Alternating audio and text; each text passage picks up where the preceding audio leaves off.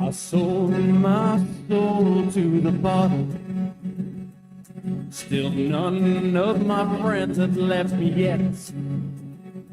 I'm the same man I was since the age of 13, and I've lived my life with no regrets. If you're looking for some freedom, all it takes is 10 drinks minimum. If you're looking for rhyme or reason,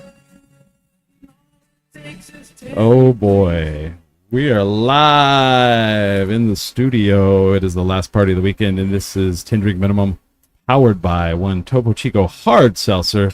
James Smiley, are you here today? I am here. I don't know. With my Topo Chico. But no, I am here. Unlike last week. I was a little out of it last week. You were out. What the fuck was wrong? Someone was like, what was going on there? I was like, I don't know. I was a little out of it. I needed my sleep schedule was off, and I was a little unhinged. Yeah, okay.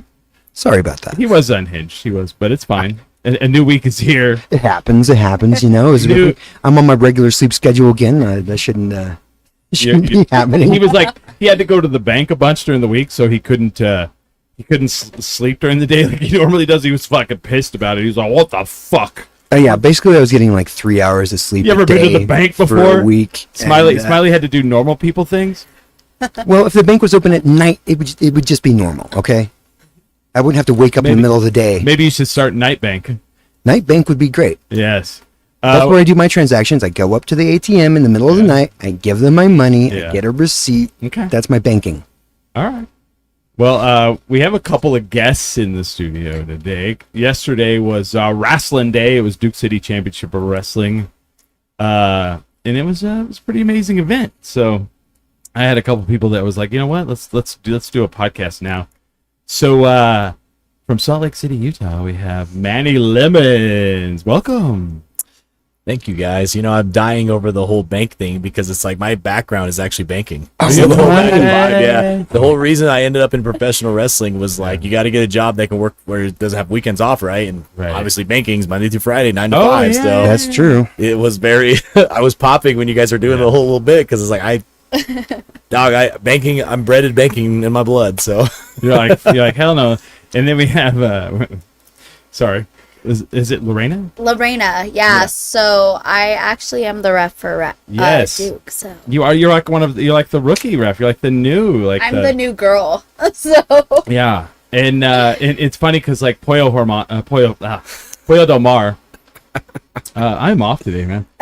Always likes to get at you though. Do you notice that? Some of the things I've come back to, but I'm not gonna lie. Pollo is giving me the most advice to help me develop. Oh yeah. Pollo's great. I love Pollo. But the character of Pollo is difficult. That's why I love it. Though I love the difficult characters. It's really weird. Like Antonio. Yeah. I love him. Like every time I'm like, yell at me.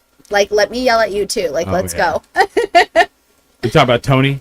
Yes, sir. I don't call him. So it's funny because like since he flipped, I never call him by Antoine Giovanni. So hard. No. I mean, I purposely don't. As my character on the mic. He's kind of a dick. So yeah, no, I'm not. We need to communicate. No. Let that be. Let's communicate. No, he's the dick. I said kind of. No. He turned on his partner. Yep. Okay. And had him beaten down, and then he's now Antoine Giovanni. I didn't get the storyline. Fancy. He had to go fancy. And so I don't want to call him that. So I call him Turncoat Tony.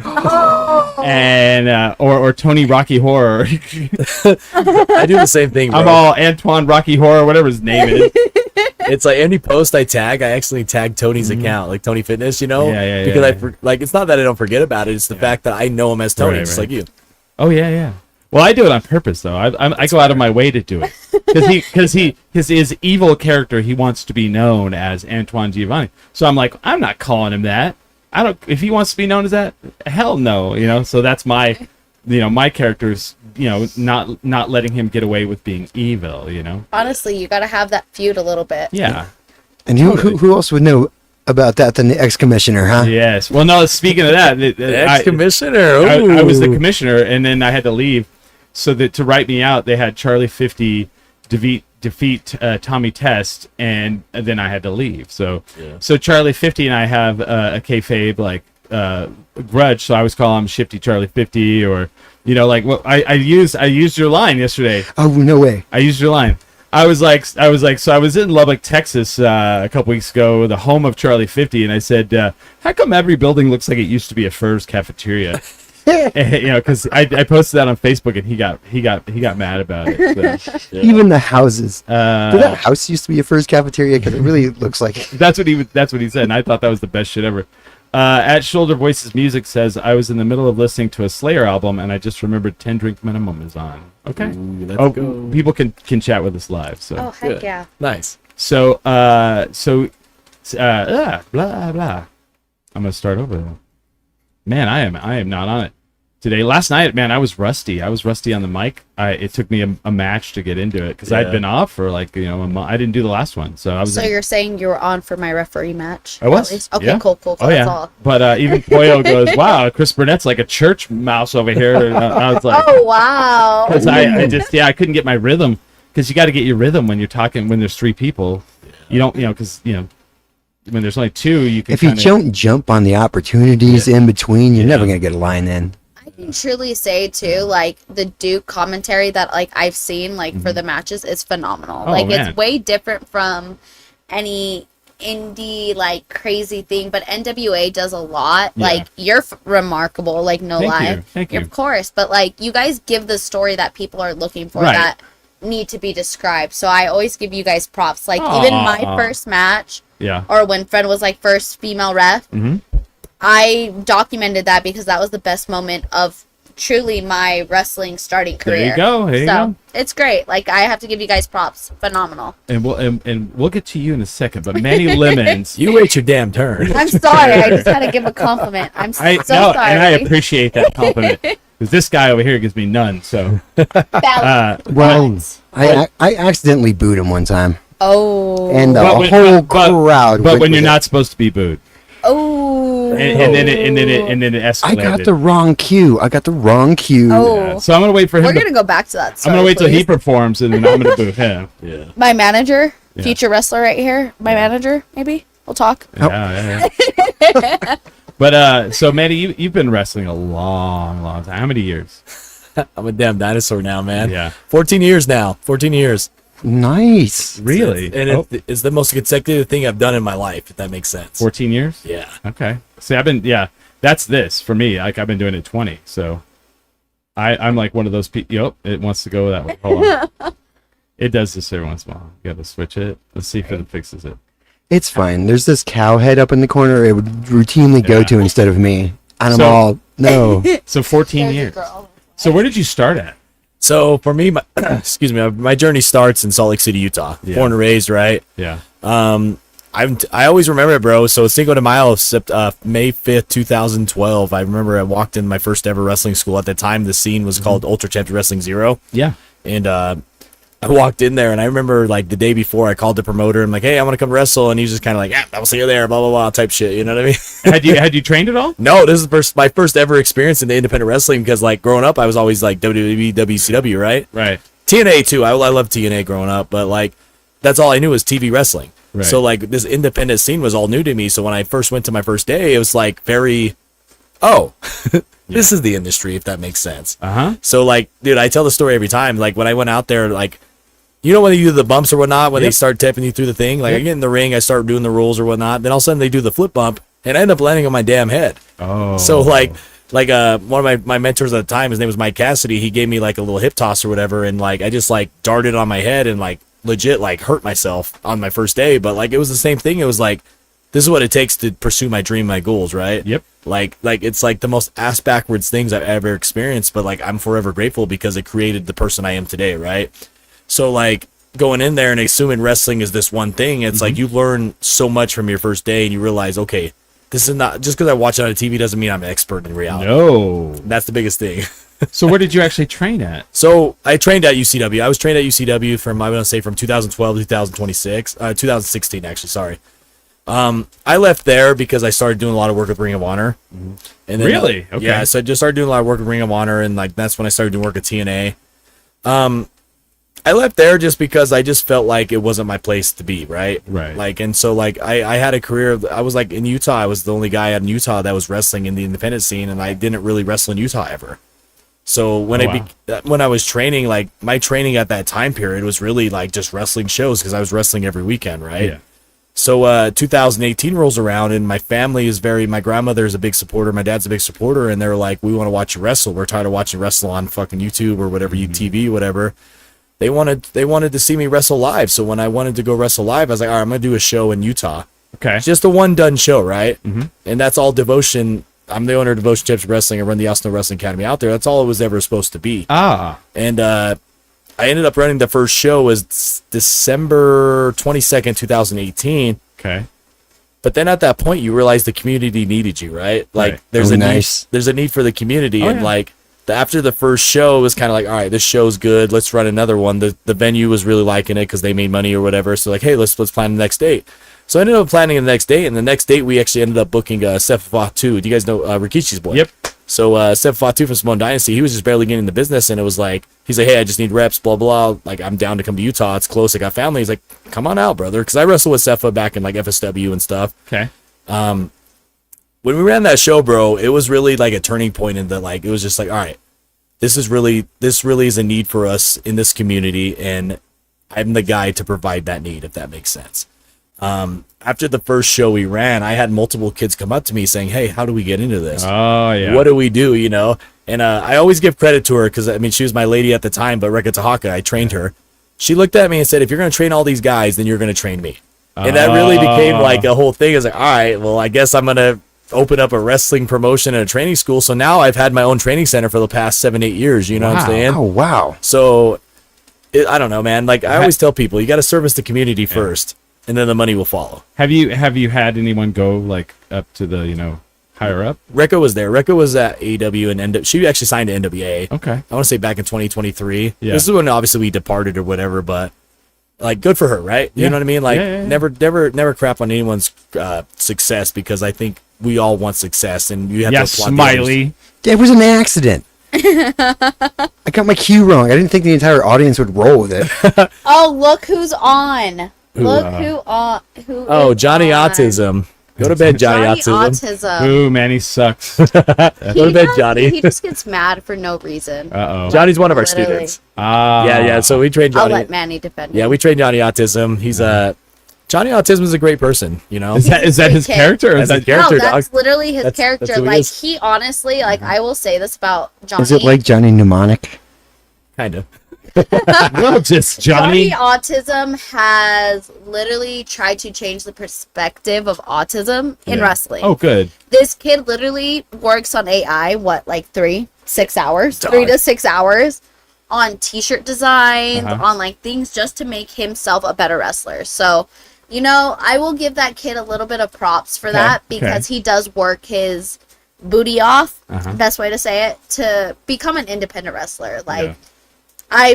I've literally been straight up with him. I'm like, cut promos, and he does it. And so I got to give that kid a little bit of props sometimes, but yeah, Oh, wow. We love Johnny. we love Johnny. He's a great person, great soul, and he's someone who's really close to my heart, and he's probably watching that, and he's probably doing whatever he's doing today, whatever Johnny Maybe Autism he's does on crying a little Sunday bit. at 5:24 p.m. Right? He might be Right. crying because I complimented him. So. Oh, Just is that kidding. bad? You should do not? No, I give Johnny a hard time because I believe he has a lot of potential and that he just needs to be pushed. Oh. And so I truly love the kid. Like, I look at him as a little brother. Mm-hmm. And I just want the best for him, and Manny knows that, and Devotion knows that. Like, I truly do care about this kid, and he has a lot of potential, but he needs to get his head on straight and let Lorena help him a little bit. Just Okay. a little bit. I think the biggest thing in wrestling is people don't realize is like you are responsible for your own success and your own Yeah. failures. Oh, 100%. yeah. So when it comes to the hard moments, sometimes that becomes not even Johnny in particular, but just No. anybody. Yeah. It becomes like, especially being a leader and like me running Devotion or whatever, I'm in a position of where I have to make the right decisions based on what's best for business, right? Sure. And sometimes best for business doesn't mean everyone's involved, right? No. So people get pissed off about that. So you get in those situations and those opportunities, it's like you just have to do what's best. And the agenda of what I was saying to roundabout, and I know we went a whole different direction. Oh, probably. this is a show of tangents. Don't you worry. None. I know we went a whole different direction, Yeah. but like that's the purpose of why I wanted to help create and elevate Utah wrestling, because my goal now is, my responsibility now is to make sure it carries on, right? So was there no wrestling in Utah before, in Salt Lake before? There was always wrestling, but I think it was very boxed off. I think a lot of people, it's like, again, you can buy a wrestling ring and you call yourself a wrestling promoter. That's it. That's the only thing that sucks about independent wrestling and compared to like sports, right? But you made a community. We love Jason. You are. But there's a lot of people in wrestling that will think they have a social media and think they can get on social media and they could buy a ring and they call themselves wrestler, but Yes. they only have 20 fans. You know what I'm Yeah. saying? Oh, yeah, like, yeah, right? yeah, yeah. So there's levels to this crap, and I Well, preach it to her all the time. I think the thing that like I think is hard to learn for people, and this is not just wrestling, it's show business. Yeah. Is when you say like your success depends on you. If you're waiting around for someone to tell you what to do next, then you're going to fail. Yep. I mean, you have to make your moves, and you have to like, think about like, well, what am I doing? What do I need to be doing? Where should I be at? And if you go to like say DCCW, for example, if you show up and you're waiting for someone to tell you where to be and where to go, then they're not going to keep bringing you around. They're going to like, oh yeah, we don't need you here. yeah. Yeah. You're too much. You're too much drama. You're too much trouble. You're too much whatever. Yep. And that's 100% right, brother. Yeah. And that's the thing about wrestling. I always tell my kids, and she'll attest to this. It's like, you have to be valuable to the industry. Yep. And that may even be me, you just having the car we take to drive to the next territory. Yep. It's simple as that. That you have to be a jack of all trades and know how to operate, you know? Yeah. I can truly say this, being part of like DCW, where like I first started, like my first road trip, I thought we got a hotel. Like 100%, I thought we got a hotel. And Manny and all the other guys looked at me and laughed, and they're like, "No, sweetheart, we sleep in the car." And I was like, Oh yeah. I was like, "Wait a minute, what? What story. do you mean?" The harsh realities of tour. It is. Oh, it was the biggest reality check. But again, I tell everybody, like, I wouldn't change this life for anything. Like, I understand the hardships of it, Yeah. but it's worth it at the end of it. Well, what's your story? Like, what did you know? So my story's a little bit different. So I've been watching wrestling with like Lita, Trish, and all them, and China Okay. 100%, Okay. since I was 7, 8 years old. I have a lead story, but go ahead. Oh, I'm ready for that. wait to Can we, yeah, can we please talk about that? No, after your story. Yeah, after mine. You tell after yours. mine. I don't know if you want to hear my story. No, I will. I still do. But I loved wrestling. Yeah. Like, I've always loved wrestling, and I never met any other girls that knew what wrestling was, really. Yeah. And so it was, like, weird. And so, like, I drifted off from it from, like, probably, like, 10 to 13, 14, 15. Because I was like, oh, no, I don't know what that is. That's not cool. But was I keeping up on, like Yeah. short grass? 100%. So you strictly WWE? 100%, yeah. Okay. 100%, yeah. Yeah. But now that I've been in the industry, I've started to develop other like avenues. 100%. But my funny story is Thanksgiving 2024, 2023. I don't exactly remember the year. I'll be 100% honest. Okay. I looked at my brother, Daniel, who was going to FSW, and I was like, I'm not happy. I'm in a horrible relationship at this time. Horrible. And I want to start wrestling. I need to do something for myself. Help me. Hell yeah. I've tried college 5 times. No Okay. joke. Tried college 5 times. And he's like laughing because I was like, I'm moving to Vegas. I'm going to do this. And he just laughs. He's like, you don't need to move to Vegas. And I was like, what do you mean? He's like, there's a school in Salt Lake. There's this guy that came to FSW. He has a developmental school in Salt Lake City. Don't leave there. Don't ruin your relationship. My brother was trying to help me at that time. And go to the school. And I said, okay, bet. So my brother sent me all Manny Lemons information on Instagram. Boy. And so Terrible mistake. I don't think it was a terrible mistake. I think it was honestly a learning thing because I have truly developed myself with being with DCW and finding who truly the Lorena is, because I started as a referee at FitCon last year, and then I decided at FanX I wanted to try ring announcing. Okay. And my other coaches, not Manny, 100%, gave me the opportunity to try the ring announcing, and I've loved it.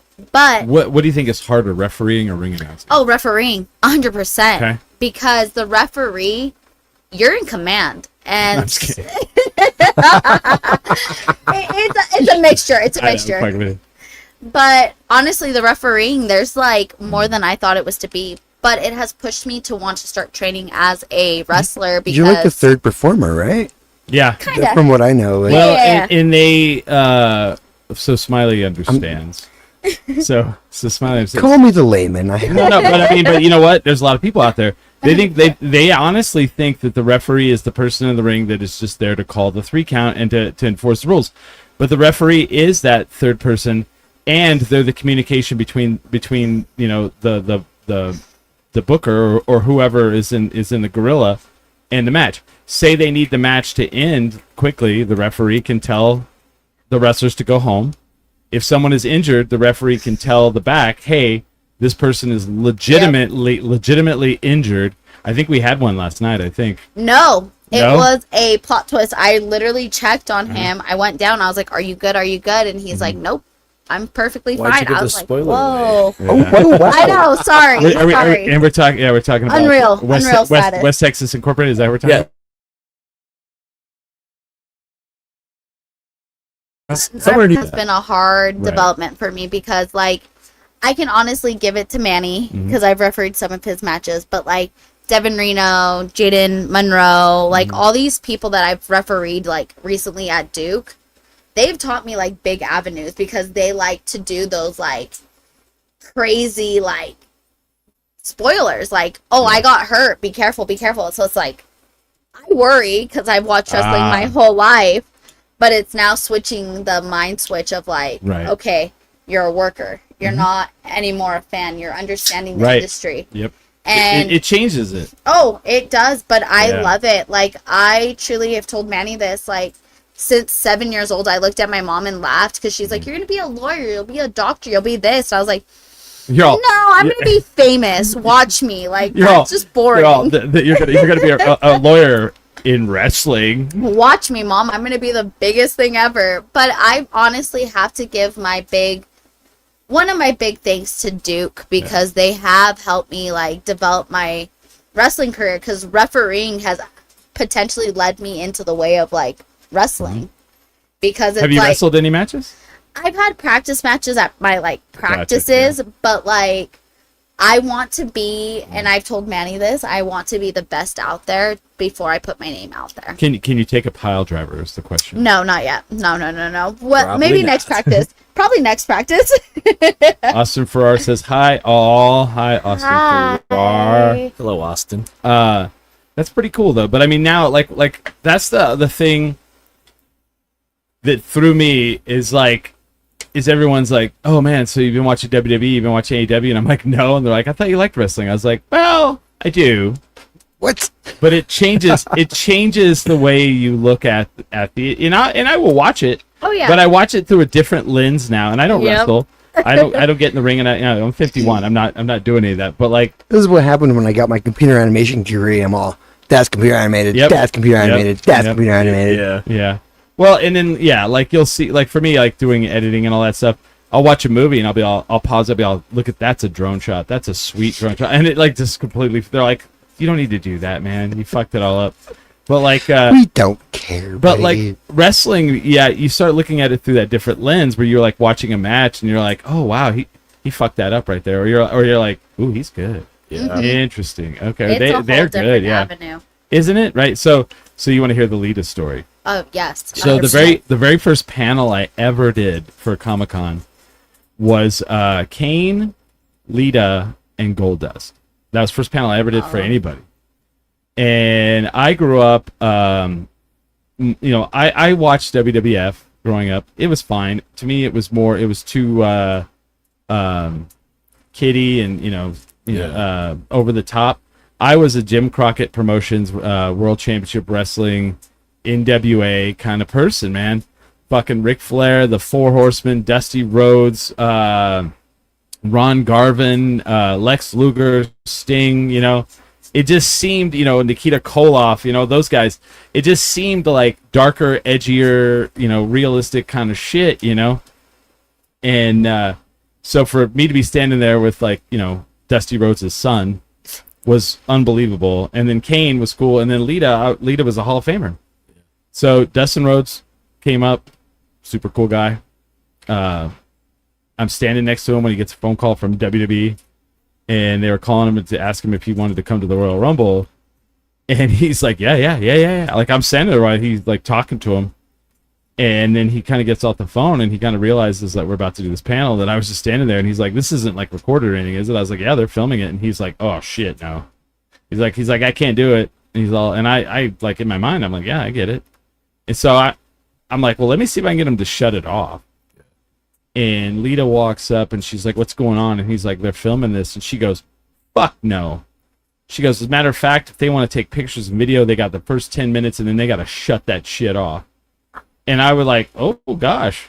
Oh wow. And I'm like, oh, This is the nitty gritty. yeah. And I'm like, when you go to conventions and you have to work I'm so them. excited. I love it. So I get him to shut off the feed, and to come to find out, the guy hadn't even turned the sound on the whole fucking day anyway, so it doesn't matter.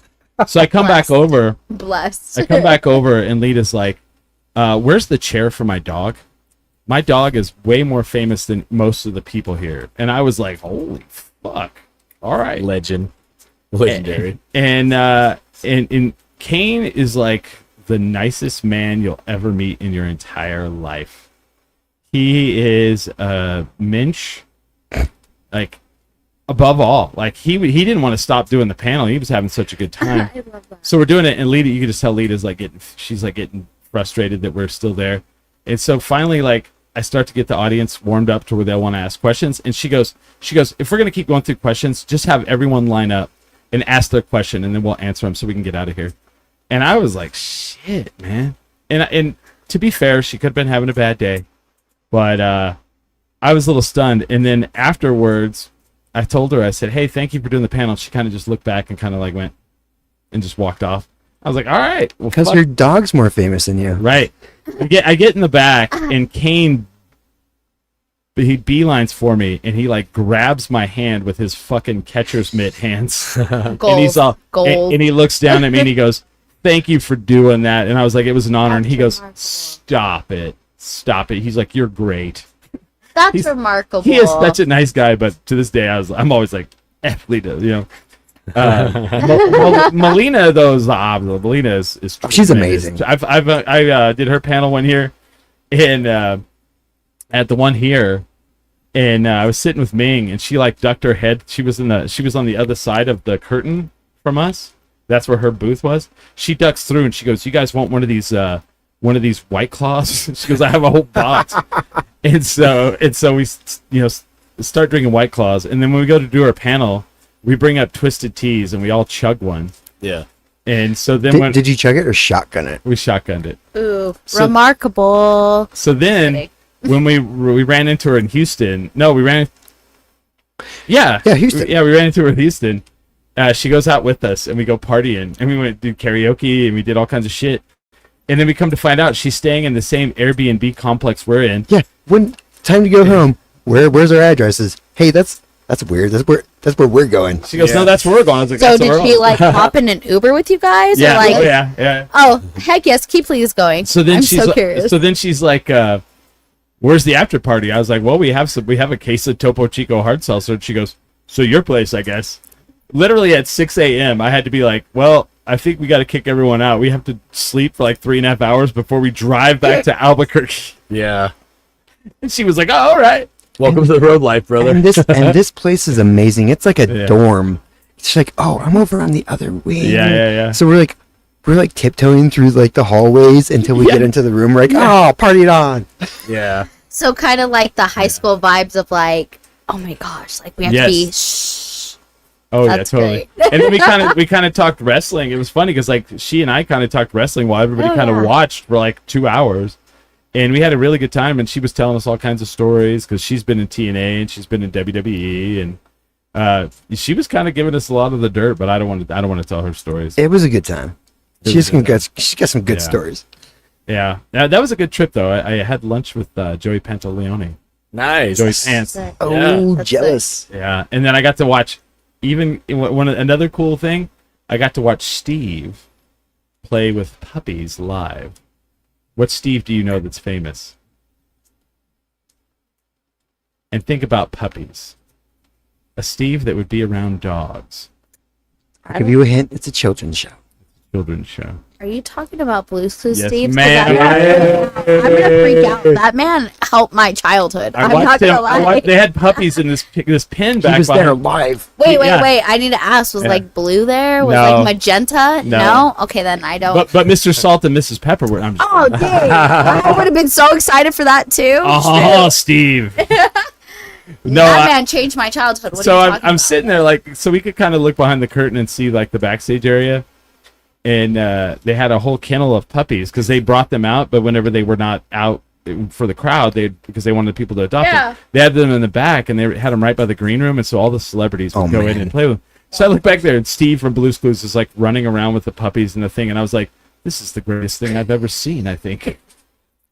What a life, right? So how do I get into the career that I can pet puppies Right. for a living? And so I'm back there watching Steve play with puppies, and Vincent D'Onofrio. Have you ever met? You know who I'm talking about? Do you watch Daredevil? Yeah, Full never Metal met, Jacket. Yeah, I know. Full who you're Metal talking about, never Jacket. met. Okay. Very intimidating guy. Yeah. He is very much. What do you think? He's like 6'4"? He's at least 6'4". Yeah. He might be 6'5". And he kind of walks up and he's nice, but he's very stoic. And like when he talks to you, he like leans in. He's like, "Oh yeah, is that right?" So he what uses do you- his what do you- whole body to lean and he, in, and he like goes from and the he'll waist. and he'll like lean and he'll be all, "So what do you mean by that?" And you're just kind of like, And I see Steve playing with the puppies, and I see Vincent D'Onofrio walk up all stoic, and he just smiles, and he's like, I was like, can't deny the puppies, man. It's always puppies. So how do you guys feel like the event went last night? I thought it was really good. It was. You lost. How do you feel about that? You know, Rigged. It was Sorry. rigged. It was rigged. You You know, lost clean.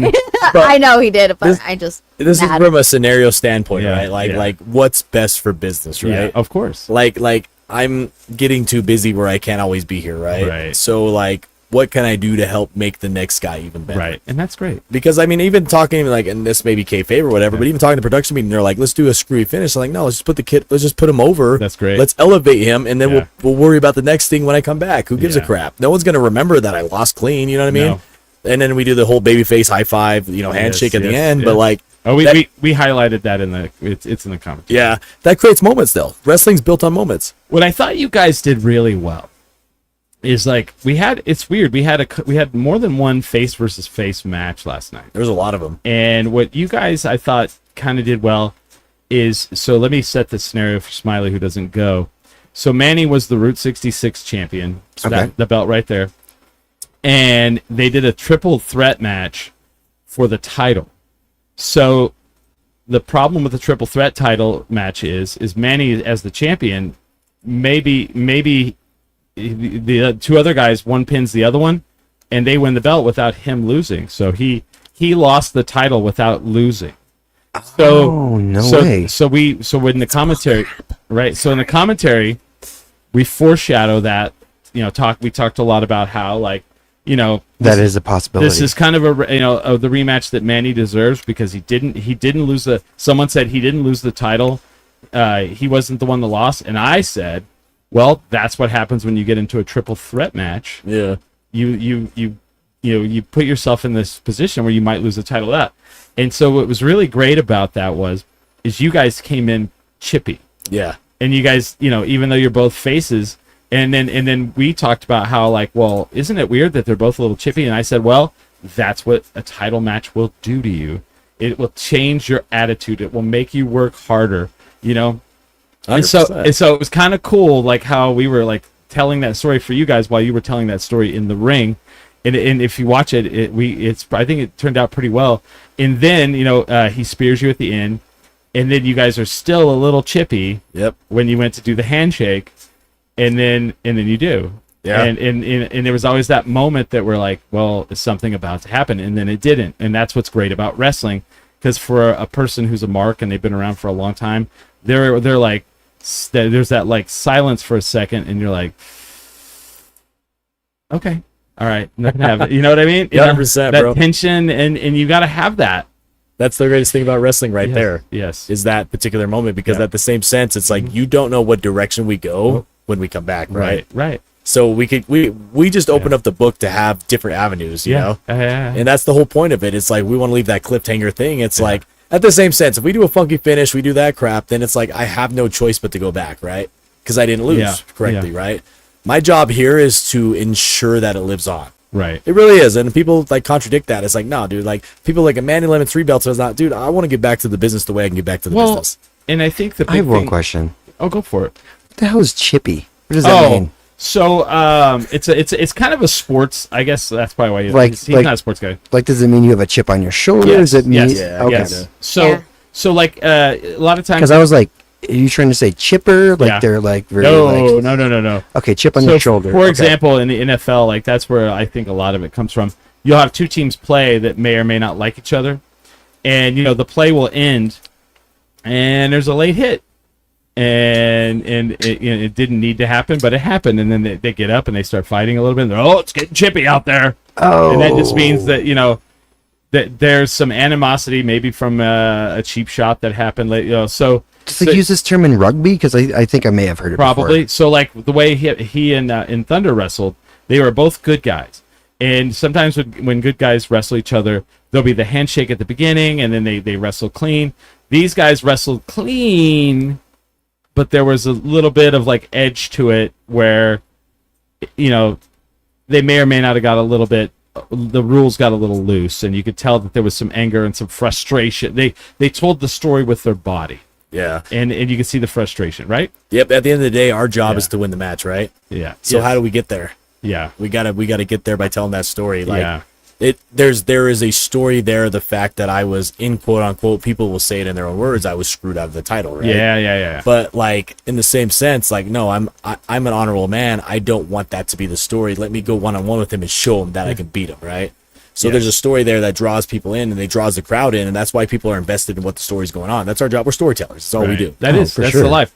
And I feel like the problem with younger wrestlers sometimes is that they get lost in the fact that like, well, I lost last time, I can't lose again. And it's like it's got nothing to do with that. It's the story. Yep. It's well, if I lose on TV again, and and it's like, well, I think, and I've never wrestled in my life, but I've watched wrestling my whole life, and the thing is there's a way to lose and win. Yeah.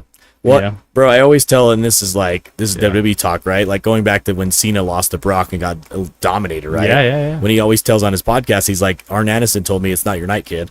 Yeah. Our job is for the story. Yeah. Tell that story, because Yeah. at the end of the day, 6 months from now, you may be the guy. 6 months from now, you may not be the guy. Right. But wherever the story portrays, like if you do good business, Mm-hmm. people will do business with you. Yep. And you talk about, like, I've read his book, phenomenal guy, Arn Anderson. Yeah. And he is like the epitome of that. 100%. Because Arn Anderson would go wherever he needed to go, never had a look, but like by the end and like he'll even tell you, he was like, I was a journeyman at best, but he wasn't, because of the fact that he was like Arn Anderson. He put in the work, he showed up, and did the job that they told him to do, and he just became this, like, I don't know what you call it, like, legend of the fact, like everybody, like when you hear Arn Anderson, everybody goes, oh yeah, technical and That mystique. yeah. But that's wrestling, bro. Yeah. That's all it is. And people get so caught in the sauce that I need to be Hogan, I need to be Cena. It's like, Yeah. dog, there's one of animal at every zoo, right? Yeah. So when we go to a show, if we see 10 elephants, we don't want to go Right. see anything like, we don't want to see elephants anymore, right? So when people Right. plan matches and stories, they try to replicate that. It's like, that's the same scenario. And then the weird thing is like at the moment, you may or may not be the Hulk Hogan or the whatever, but in the long run, in the at the end of the story, people look back at you. For example, Steven Regal. People look at Steven Regal and they don't see the guy that was like the mid-carder in WCW And then the guy in WWE that did all right, they see Steven Regal as like, oh, if Steven Regal said your match was good, then you know that you've fucking done some shit. Yep. People look at him like, oh shit, yeah, Fit Finlay, you know, people like that. Like you've left a good mark on your name, I think, you know. And I mean, you look at Manny Lemons. If Manny Lemons comes in and goes, hey, I think this place is a great place to work, I think, you know, I think people will look at that and go, oh, that's pretty dope. I mean, you have a name on you. First time I ever saw you was DWO. Yeah. Back in the day. And I was like, who's this guy? And then you did the lemon thing. Like, for people who don't know, Manny Lemons, what is your, you say? You got to bite the sour to get the power. Spinach to Popeye, the lemons are to Manny. What is it? Zest of the best, and you know the rest, baby boy.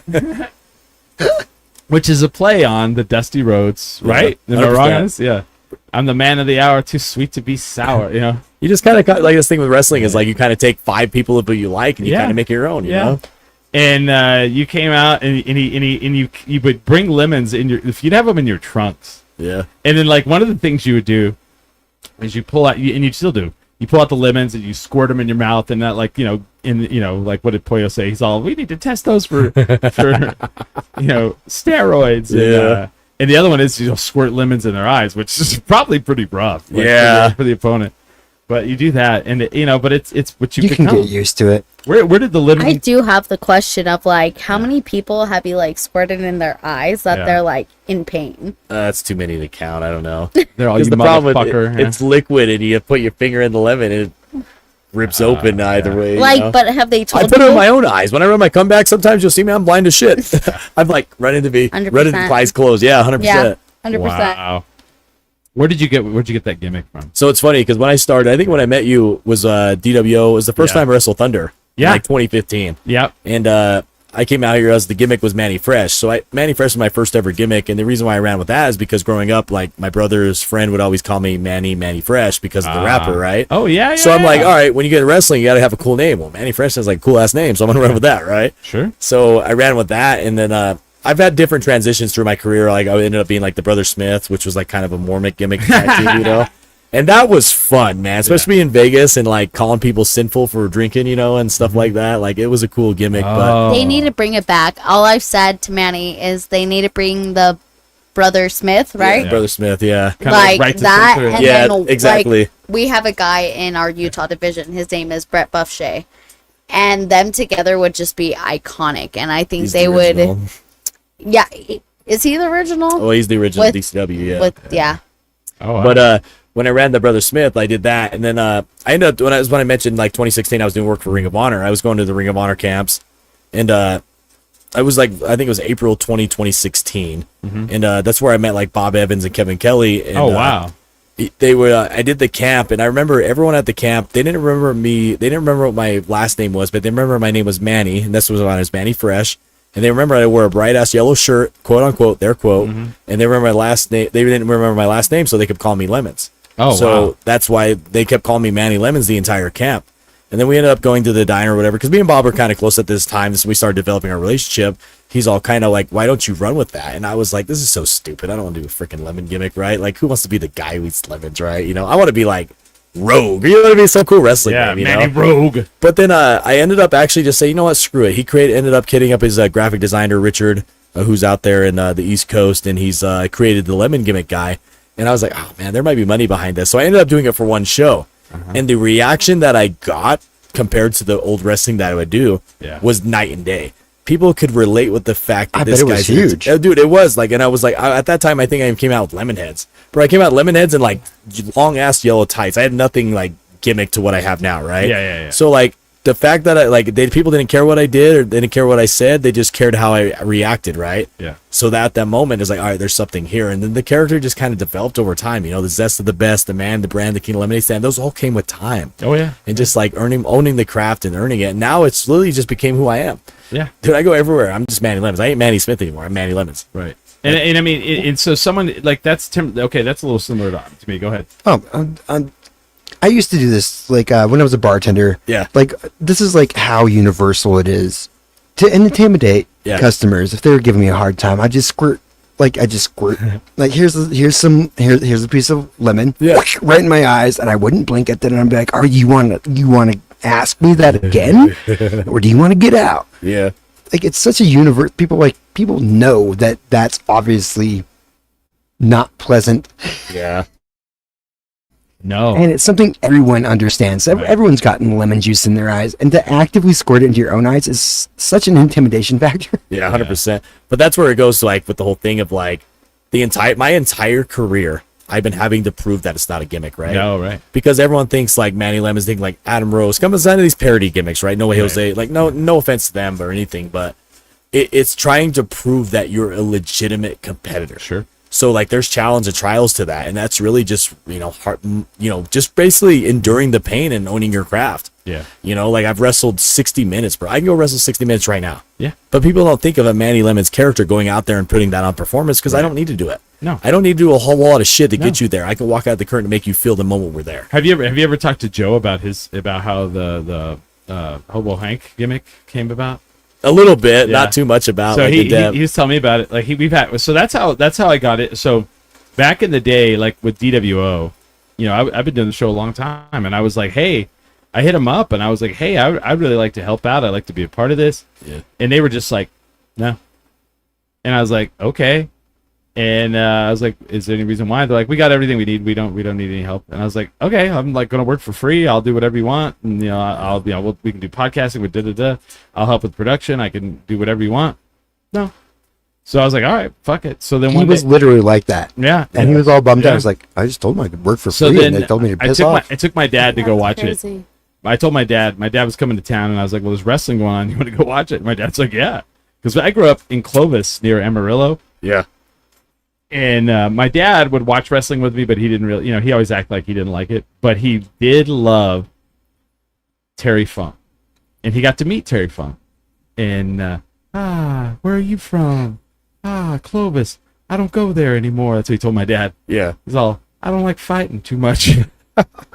But, we go, and my dad just fucking goes crazy for Hobo Hank. And he went and bought me a koozie, and he told my son, he goes, you need to get that guy on your show.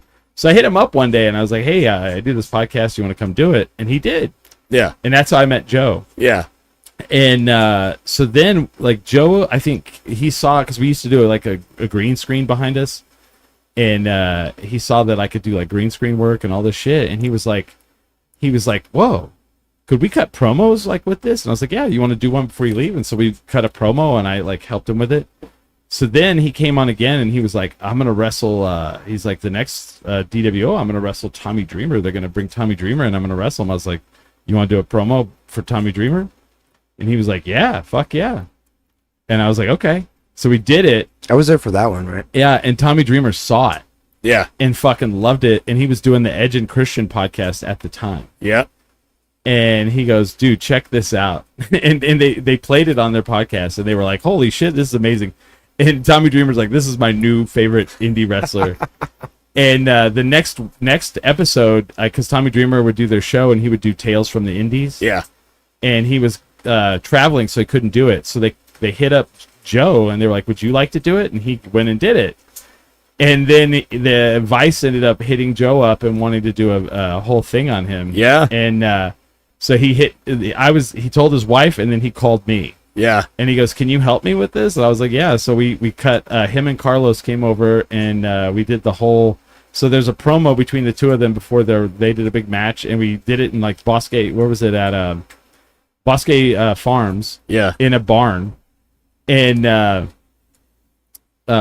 so like they both came over one Saturday morning, and I recorded both of their promos in my living room.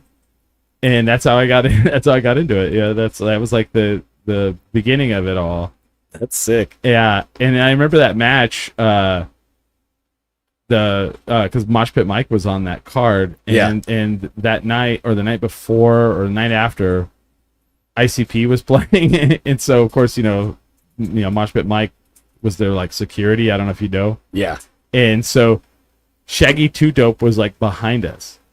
I didn't know this, and like someone picked up a chair and threw it in the ring during the match, and everybody's like, "Oh, that was part of it." It was not. It landed on fucking Carlos, and it was part of the ICP like posse. So that was like how it all began. Yeah, that's Yeah. funny, bro. That's so funny because this is where like I always think I preach to everyone. Yeah. Like wrestling's such a small community. Oh yeah. Because I think that show like there's no like foreshadowing or anything Nope. of like mine and Tommy Dreamer's relationship, right? Like Right. we're really close friends. Oh yeah. But like I met him at that show. That's where Oh, it all no started, shit, no right? You know what I'm shit, yeah. saying? So like that's where it's weird. It's all kind of comes to Yeah. coalition connected, right? Right. And it's like I remember I was there like around Yeah. the Christian, and I remember that was so cool, and Yeah. I remember being a part of that. So it's cool to hear like that's kind of where you first got because that's where wrestling is. It brings everything full Yeah. circle. you Well, know then what I'm saying? I ended up doing a Comic-Con panel for Christian, Yeah, that's even sicker. and I was telling him the story. And he Yeah. was like, "Oh wow," which is kind of weird. But Joe was telling me how he became so he was a firefighter gimmick. Oh. And he was like didn't in know that. shape. Yeah, he was like in shape, and he was doing all kinds of shit, and to look the part.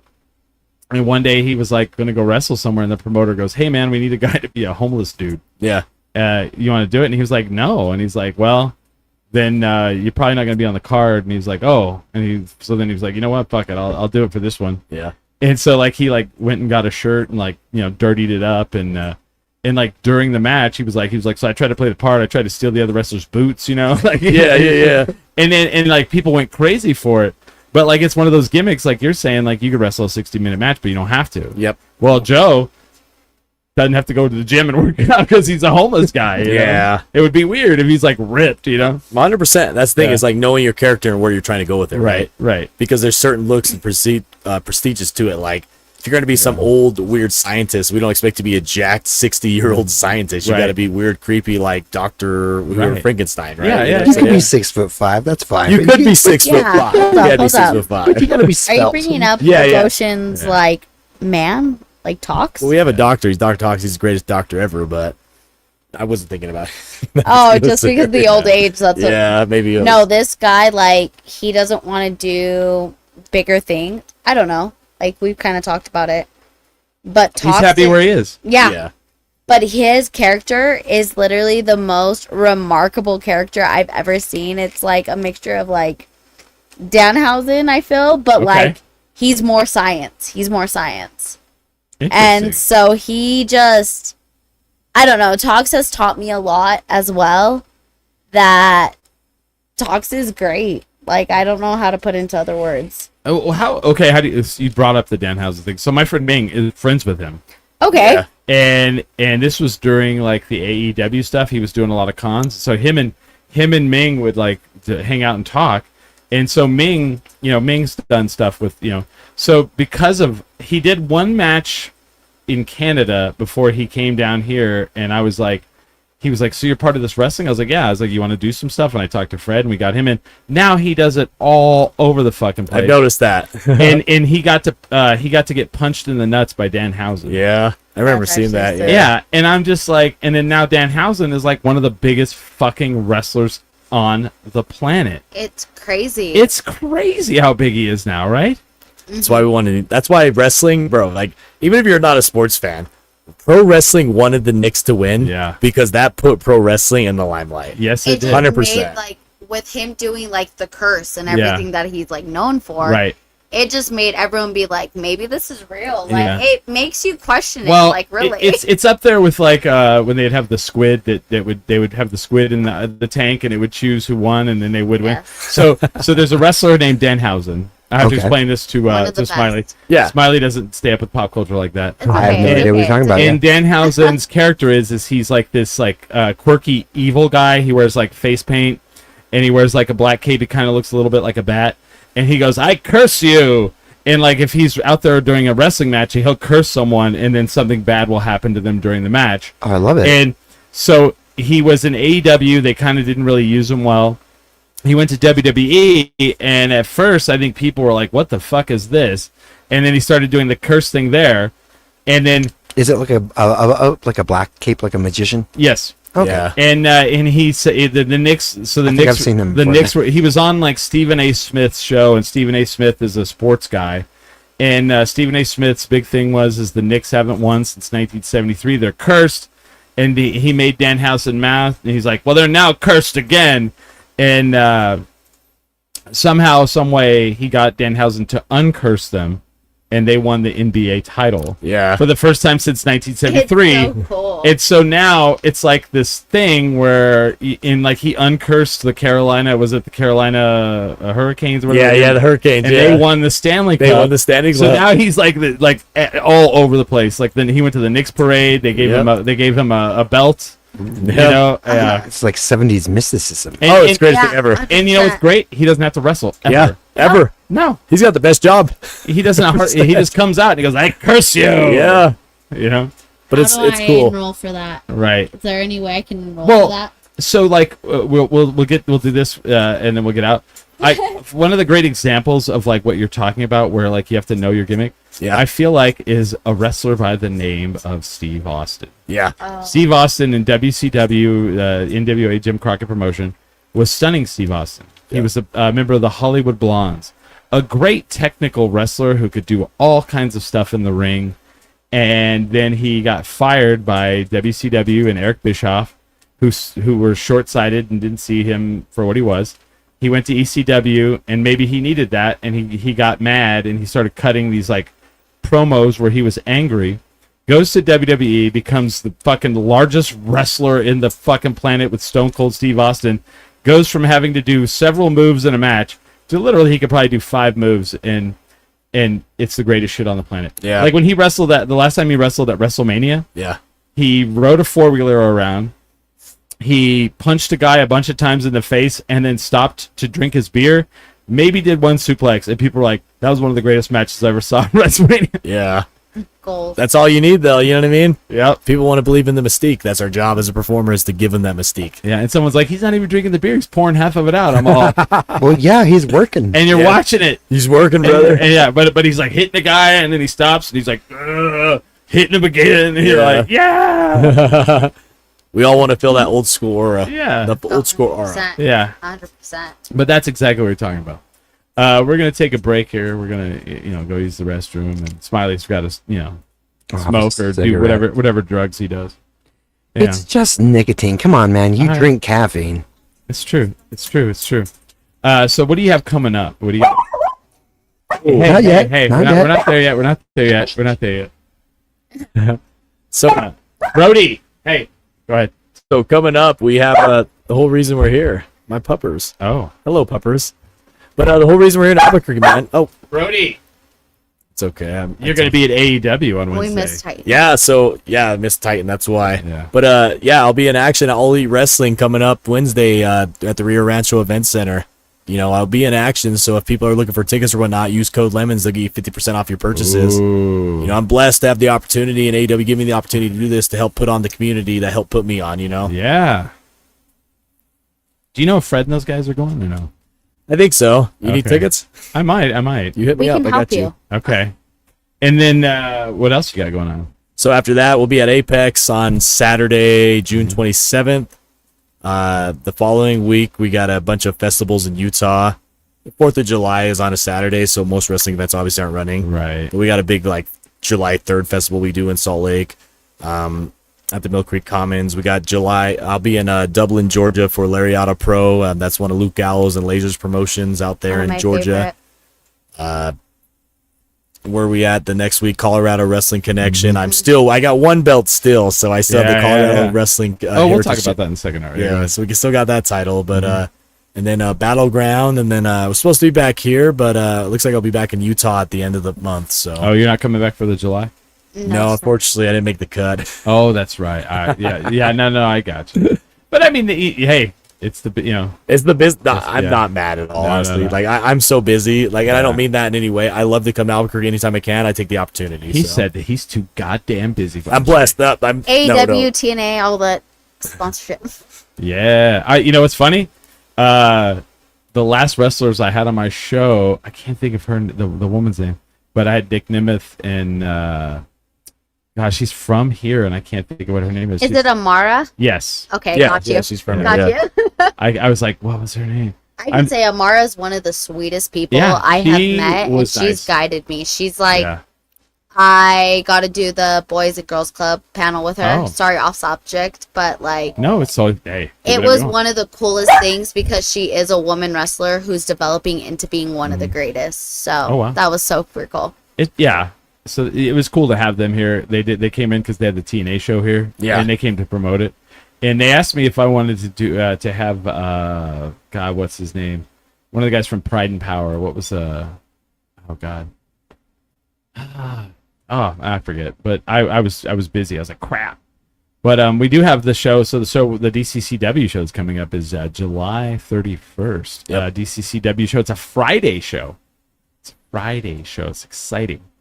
The other thing is, Smiley might want to pay attention to this one.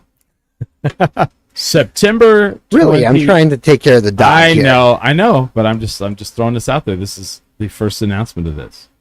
September 26th, the 20th anniversary episode of 10 Drink Minimum will be filmed live downtown at a special venue. I don't really have a name for it, but I'm throwing it out there now so people can start preparing. The date is subject to change because I'm waiting to see when DCCW schedules a show. Yeah. Because I've missed a couple and I feel really bad about it, but I still also. But I mean, I've been doing this for 20 years and I'd like to have a show. Yeah. Exactly. We are going to have 3 musical guests and a DJ and then a show.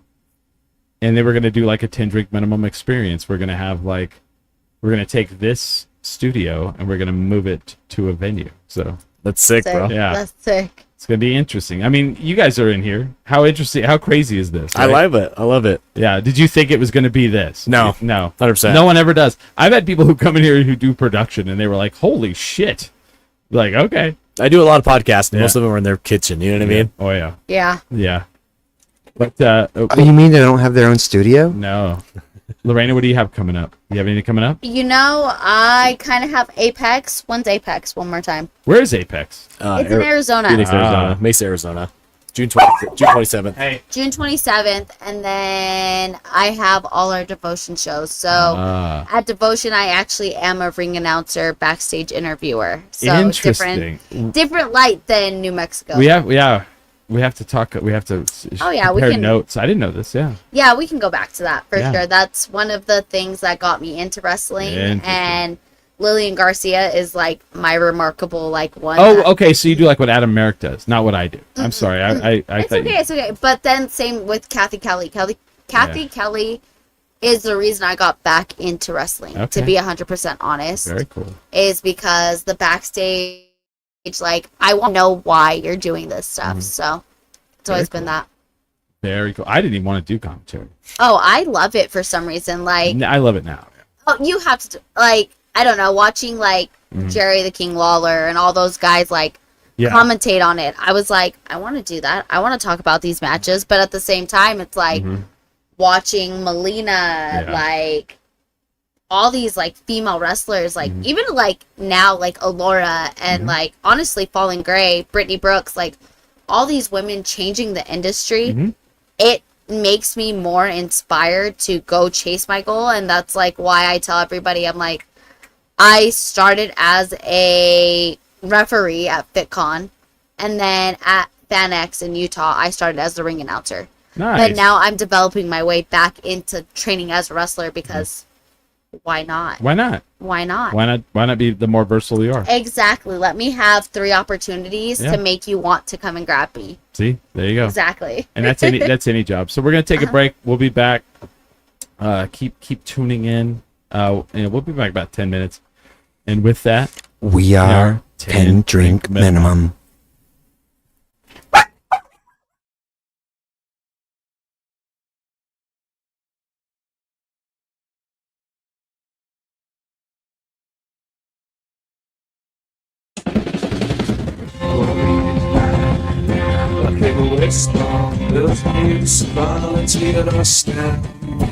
Unspeakable issues, important things, they could be better.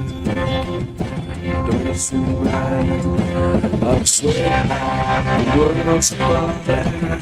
I don't want to see the both of us, both of us. How do we do that? Take a place on our backs, fighting up, you're starting. The days next to your sleeves. Chase it on. Wasn't real. Your face is right. I got some to pop at you. Walk to the corner of the show. Your body's done to live like me.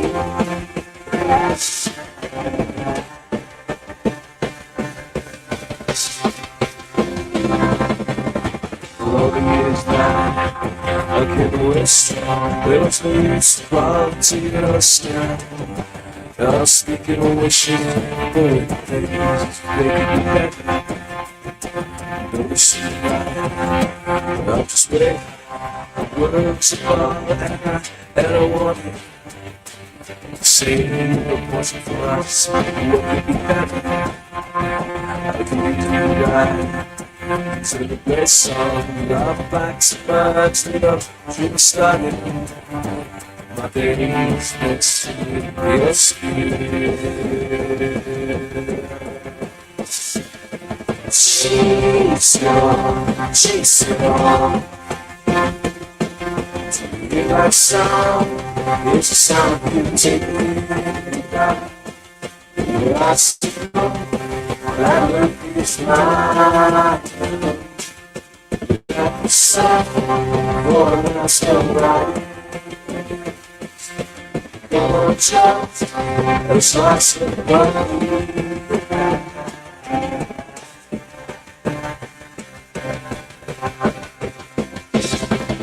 It's just the same. Let's all render me inclined. A ghost floating in the haze of mind and mind. A path set for a certain kind of time machine to take me to the top of when we met.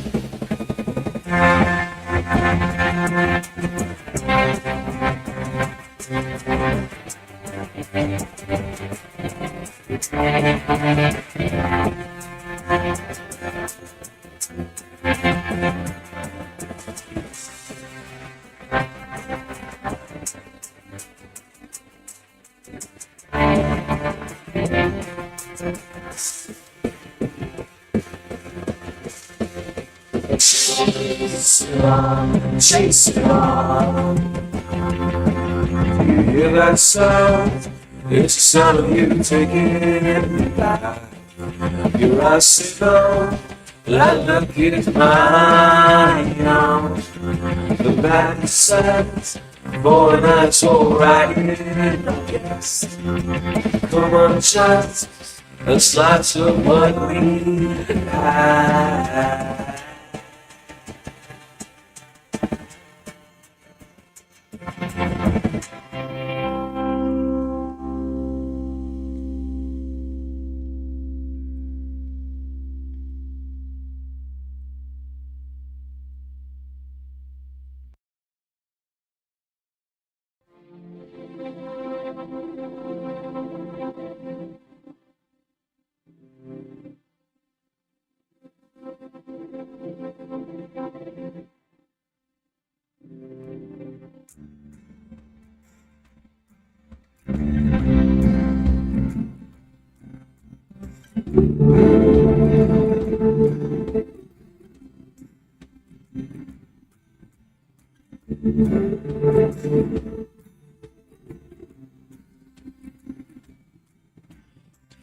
When the weather came to part, it was the clouds that got the shine up front.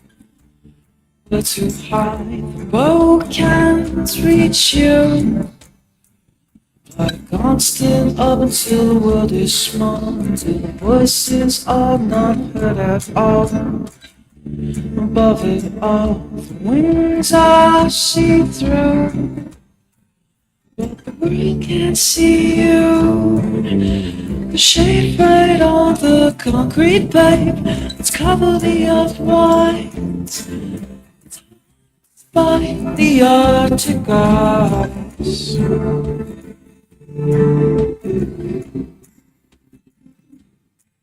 Let's cover the earth wide, despite the odds of God. Body close to mine. Turn it back to the bell, does it hurt? To cover the eye. All the whites will be gone anymore. Put your body close to mine. Turn it back to the bell, does it hurt? Put your body close to mine. All the whites will be gone anymore.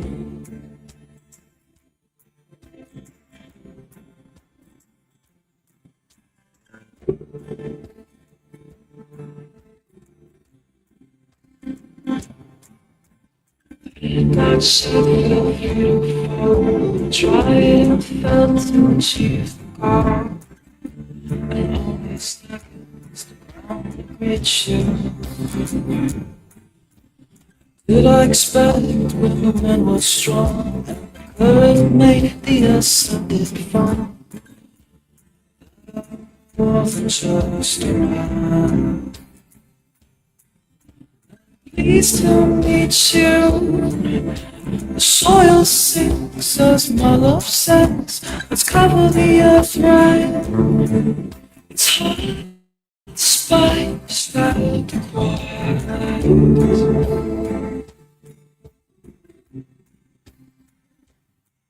Let's cover the earth right. It's hard, despite the static quiet. I'm thinking of everyone I've loved.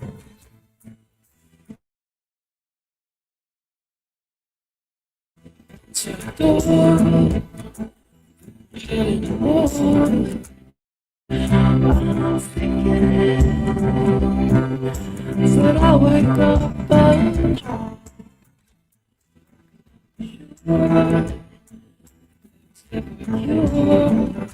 it's my being, the singer of those songs. It's boy, it's joy, it's fun to the baby, it's a cover, spy. When we got anymore, it's fun to turn your eyes in the sky and close. What's the body close to rise? Turn your eyes to the sky and close.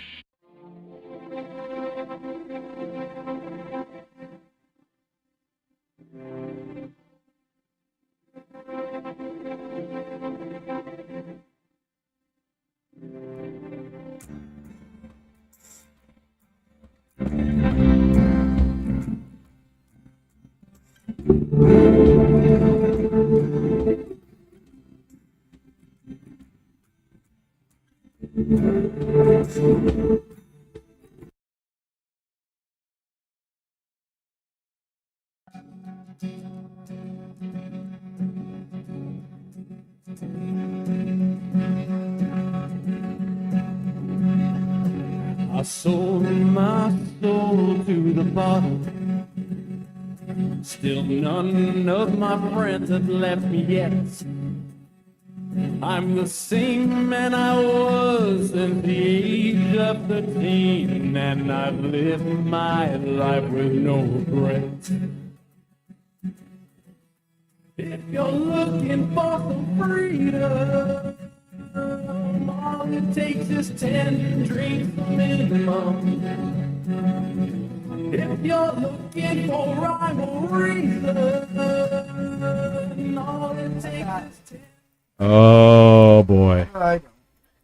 Oh boy. You didn't get yourself one. Right here. All right, son of a bitch. I thought Oh, I you didn't was get gonna sneak. Oh, you didn't? Okay. Welcome back, 10 Drink Minimum. Powered by the one Topo Chico Hard Seltzer. We still have returning one Manny Lemons. Cess to the best, baby. Yeah. And we have what Oh, the I'm hell? off this camera. Yeah, we have Ref Lorena. Hi, guys. Hello. And we still have Smiley. Hi, Smiley. Smiley, they don't know what's going to happen here. Do you guys have any idea? You never watch my show, right? So have you ever heard of this little drink they call Malort? It is from the lovely land of Chicago. Land of Chicago. Do you know anything about what we're about to take a shot of here? No, please tell me. No. You never heard of this? No, You've traveled, like you don't know? no, never. I'm a light liquor guy. This is It's a light liquor. It's a there's- liqueur. it's a liqueur. Ooh, Yeah, even It's- better. It's not strong yeah. in alcohol. This is known as the worst tasting liquor known to man. Ooh, I love that. They let I it. love it. They let it stay through Prohibition because they were like, "Well, this is obviously a medical tonic. Yeah, No one's gonna drink this to get drunk." yeah. Oh, Yeah. God. So a lot of people say it tastes like hot, dirty rubber bands, including myself. I think it tastes like bile. Okay. And it's a Chicago thing. Like when you go to Chicago, they have a thing that's called the Chicago Handshake, and it's a shot of Malort and an old style beer, and usually you can get it for about like $11 at a bar. And people are like, I don't think that's a thing. I'm like, go to a bar in Chicago and say I'll have a handshake, because when we go, we like they'll be like, we'll have 4 handshakes. They'll just line them up, boom, boom. They know exactly what you're talking about. Oh, gosh. So I want to do it's kind of a thing on the show. If it's your first time on, we got to do a shot of Malort. I'm 2 down, brother. And I'm interested to see what you guys think of this. Smiley hates it. I'm immune to it. People go, you like, and I have a tattoo of it on my arm. Wow. That's what it is and I'm not from there, but I just love the culture. But here's to your show at AEW, man. Here's to, Thank you, brother. Mr. The You know, man, the brand, the yes. king of lemonade stand. and That's here's for to the best. here's to success To Yes, success. for all of us. To the moon. To the moon. Success. Let's go. Yes. All right, hit it. Oh. You can actually move that mic down a little. Like, there you go. Let's get your face in there. Does it look like I'm eating the mic, bro? No, A little bit. but I want I'll be honest for him. The face is the brand, man. Oh. That's where the money's made, dog. I want to hear what do you think, Lorraine? How did that taste? That was not the best, but not the worst I've Okay. ever had. All right, So I what's agree. worse? What's worse? The cheap vodka. What is it called? Oh, Dark Eyes. No, it's like it starts with an A. I think. Bartons? I don't know. My friend always had it in her purse. It starts so with that's an how A? yeah. She like it would Absolute? be in a plastic. No. Not It was Absolute. like it had a red label. Again, I don't know. My friend just had it in her bag. Red Label vodka, Smiley. Starts with an A. Give me a Smiley's second. trying to recover from that. Smiley- I feel that. I feel that though. Smiley. Two things. Smiley drinks a lot of vodka, and he works in a liquor store. So for you. That's my drink. That's my drink of Yeah. choice. Is vodka usually. I unfortunately have to do tastings every Yeah. weekend, so I get to. If you want to All the fly dregs. Lorena in to do some of those tastings for you, yeah. I got you. What is that? What is a shitty vodka that starts with an A? I don't remember. I I'm don't even curious, know too. if it started with an A. To be honest, It's not. It's not it was Crystal a red Palace? label. Not It was Crystal Palace. no. It was cheap red What? label vodka. Bartons. Wolf It Schmidt. might be. Honestly, that sounds really familiar. But I mean, my Barton's friend, does have a red label on it. Yeah. It does. So does Crystal Palace. The cheapest That- one, that too. as well. So does Dark Eye. Well, all Dark I Eye remember is white. my friend had it in her backpack Oh. through middle school, You or have not some, middle school, high school. High I was school. like, you have Sorry. some shady ass friends that are drinking vodka in goddamn middle school. Right. Okay, it was high school. My bad. My bad. All right. From high school to like Yeah. literally, I traveled Vegas for like the first part of my 18 to 20 year life. Did they have Albertsons out there? Yeah. Because it might be Albertson's brand. Burnett's No, vodka. no. Burnett's So- vodka is pretty shitty. So Utah's kind of funny. They don't really have their own Oh. alcohol brands. Like there's a few, like Five Wives, Five I think Wives, yeah. vodka. That one's phenomenal. Wait a but- minute. They have a vodka called Five Wives. Yeah. Oh my gosh, sir. but they make different like flavors and everything. Yeah. It's honestly Five Wives. If you want to sponsor me, please. Like they're phenomenal. They're one of the best brands in Utah. We've carried them before. Okay. Exactly. There you go. Honestly, Plus, their bottle for Pride Month is remarkable. Oh, It's well, that's my like favorite. we were talking about Montucky. Montucky's got bar none the best cold Pride. snack. They've got the best Pride can of all time. Yeah. Have you seen their Pride can? I haven't. Is this the one? Let me see. This Okay, they normally No. have. So this is the Montucky. unicorn on it. No, they usually have like Okay. they usually have a That's they usually have legendary. a horse on it, right? So for Pride Month, they turned it into a Pegasus and a unicorn. So it's the Pegacorn. I'm not kidding. Like they do it for Pride Month. Honestly, yeah. that's so legendary. It's Like legendary, the I would peppercorn. buy it just for that reason. Yeah. Like that's I'm not gonna lie, like that's the reason I bought the Five Wives like Oh, yeah. vodka because the five guys on it with the pride flag. I was like, Oh. you know what? That's actually cool that Utah does that in their liquor stores. Okay. So I owe you a story. go ahead. Yes, you do. So yes, you do. we were waiting to go to the bathroom, and I saw Yes, your sir. boots. Can you get your boots up in the frame? There you go. Sparkly. Maybe. They're all I can't. sparkly. You gotta turn them. There you There you go. She's like in the wrestling business. She goes, sparkles rule. And I was like, you I know learned. what? I was like, I have a Damn story for straight. you. So the best person I've ever met, celebrity-wise, it's Jimmy the Mouth South Heart. I have the picture over there somewhere. Oh. And Fred and I did his panel. And I learned more in 45 minutes with Jimmy the Mouth South Heart than I have in the entire 20 years I've done this show about performing. Really? Yep. Look at his performance career. With one line that he said, and it blew my brain out of my head. And if you know me when you see me at wrestling, this line will make sense. Okay. So Jimmy, when you think of Jimmy Hart, you think of the megaphone, you think of the jacket, you think of the pompadour, you think of all that shit, right? 100%. But do you think of a 50s pop singer? No. So No. did you know that he was in a band when he was in the 50s, the Gentrys, and they came out with a song called "I Keep on Dancing," and it's a song that if you go play it, you're like, oh, I know that. Last time I ever saw it, Really? I don't think I've heard this. baby, and like it was on the Teddy Ruxpin commercial. Like there was a commercial where the bears dancing. Yeah. And like they had that song playing, and anyway, his band out of high school did that song, and they had a hit. And him and Jerry the King Lawler went to high school together. Did you know any? Did you guys know this? No. So No. so Jerry Lawler, went into the wrestling business, and he called Jimmy Hart one time, and he's like, "Hey man, we're trying to incorporate music into the wrestling business. Can you come and help us?" And he was like, "Boy, I know music." And he goes, "Well, we know each other." So he came in and he started helping with music, and that's how he got in the wrestling business, right?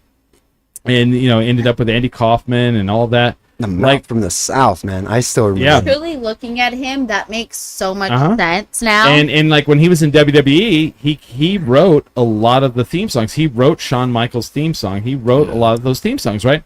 So anyway, so we're doing this panel. He comes up, and one of the coolest people I've ever met in my entire life.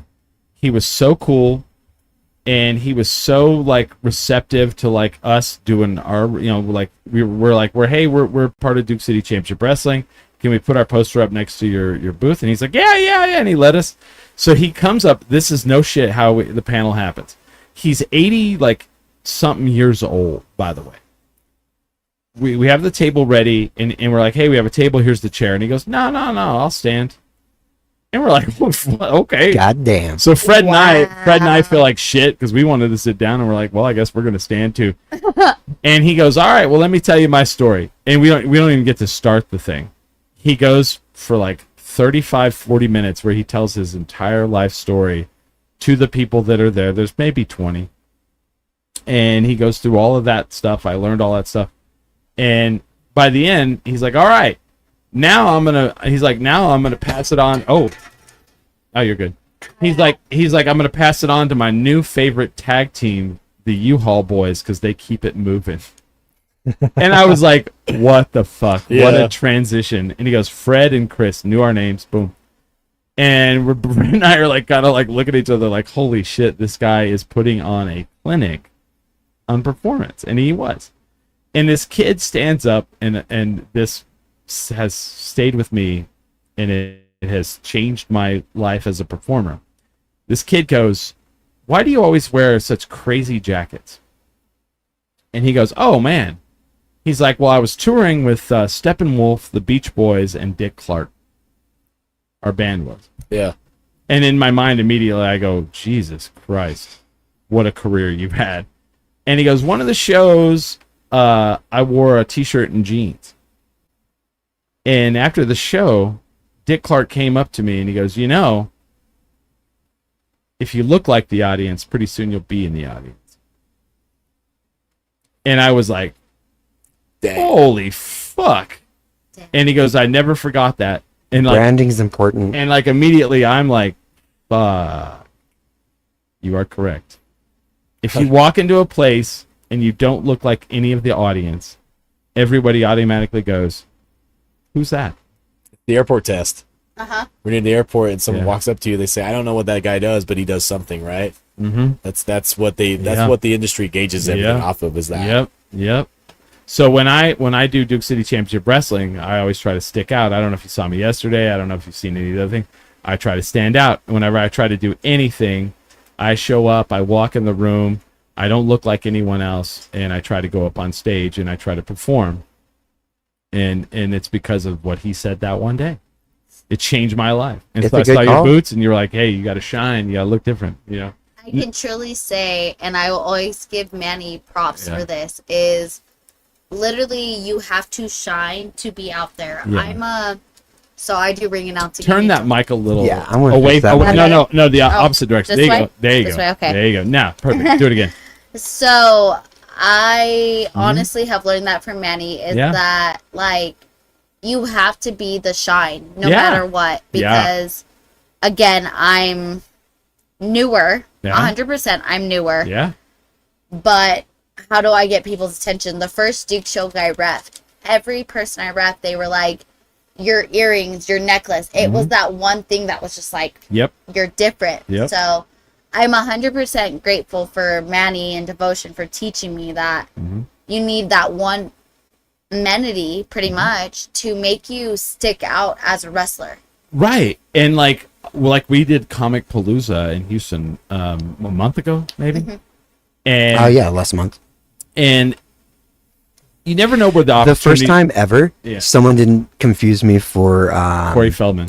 Corey Feldman. Yeah. I was pretty stoked on that one. But so like they sent me the schedule. They're like, Yeah. you guys are gonna do your podcast this night, and then you're gonna and no, they didn't. They posted the schedule. I knew when our show was, and then all of a sudden they were like, they hit me up and they're like, the last year they did a podcast 101 panel, and I didn't even know I was on it last year, and I was like there that Friday, and somebody's like, oh man, are you excited about the panel tomorrow? And I was like, yeah. Oh wait, what? And they're like, yeah, the podcast 101. I was like, yeah, I'm not on that. And they're like, your name's on it. Well, your name's on And it. I was like, oh, well, shit, okay. Oh, dang. And so then this year, I get an email from the lady, and she goes, hey, would you like to be a part of the podcast 101 schedule? And I was like, sure. Yeah. So then the schedule comes out, and I look up where we are, and I go, cool. And I was like, I think I'm part of the podcast 101. I go scrolling down, I find it, and they're like, a podcast 101 panel with this person, this person, this person, this person. And I go, what the fuck? I'm not on it. Moderated by Chris Burnett. I was like, son of a, I'm moderating the whole fucking thing. So Wow, they, like, you're gypped really you. good. And I was like, so the word sure Yeah. went, and I was fine. So then, that's the thing that like everyone has seen from that whole thing that they know me from, because I pop in and I'm like wearing all blue. I have blue shoes, blue pants, and a It's a blue good denim outfit. jacket. And I'm pointing at the camera at one point, and it was really funny because this is the wrestling in me.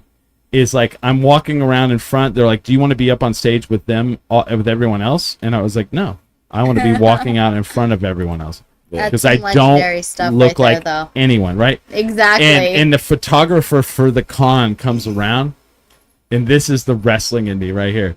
So like someone's talking, and I'm leaning up against the stage. the stage, 100%. and I look over at the cameraman, or the person with the camera, and they're like kind of chilling, and they have the camera down, and I see their eyes, and I lean on the thing, and I look at them straight, and they go. and then as soon as I see the key, I look away in a pose, and I know, and I don't know where those photos are, but they took them, and that's like, you know, you meet their gaze and while people are talking, and I have no idea what the person on stage said, but I boom. He was posing. I was in the audience. I was There you taking go. photos too. I was like, "Oh, check his pose." You Look at him. know, being a ref, that's kind of what it is too, that I've learned is like you have to pose for this stuff. Yeah. And again, I will always glorify Manny and DCW because that's where I started. But it's like they've taught me like my facial expressions. They've taught me stuff like that. You know, and truly to be honest, like even last night, Manny was like, you need to be more generic. You need to be more just like in it. Organic. Exactly. Yeah. Exactly. And so it's like, I've watched this since I was 7 years old, completely believing Yeah. that literally Edge is going to beat the hell out of Matt Hardy. Oh, Let's yeah. be 100% honest. That was real though.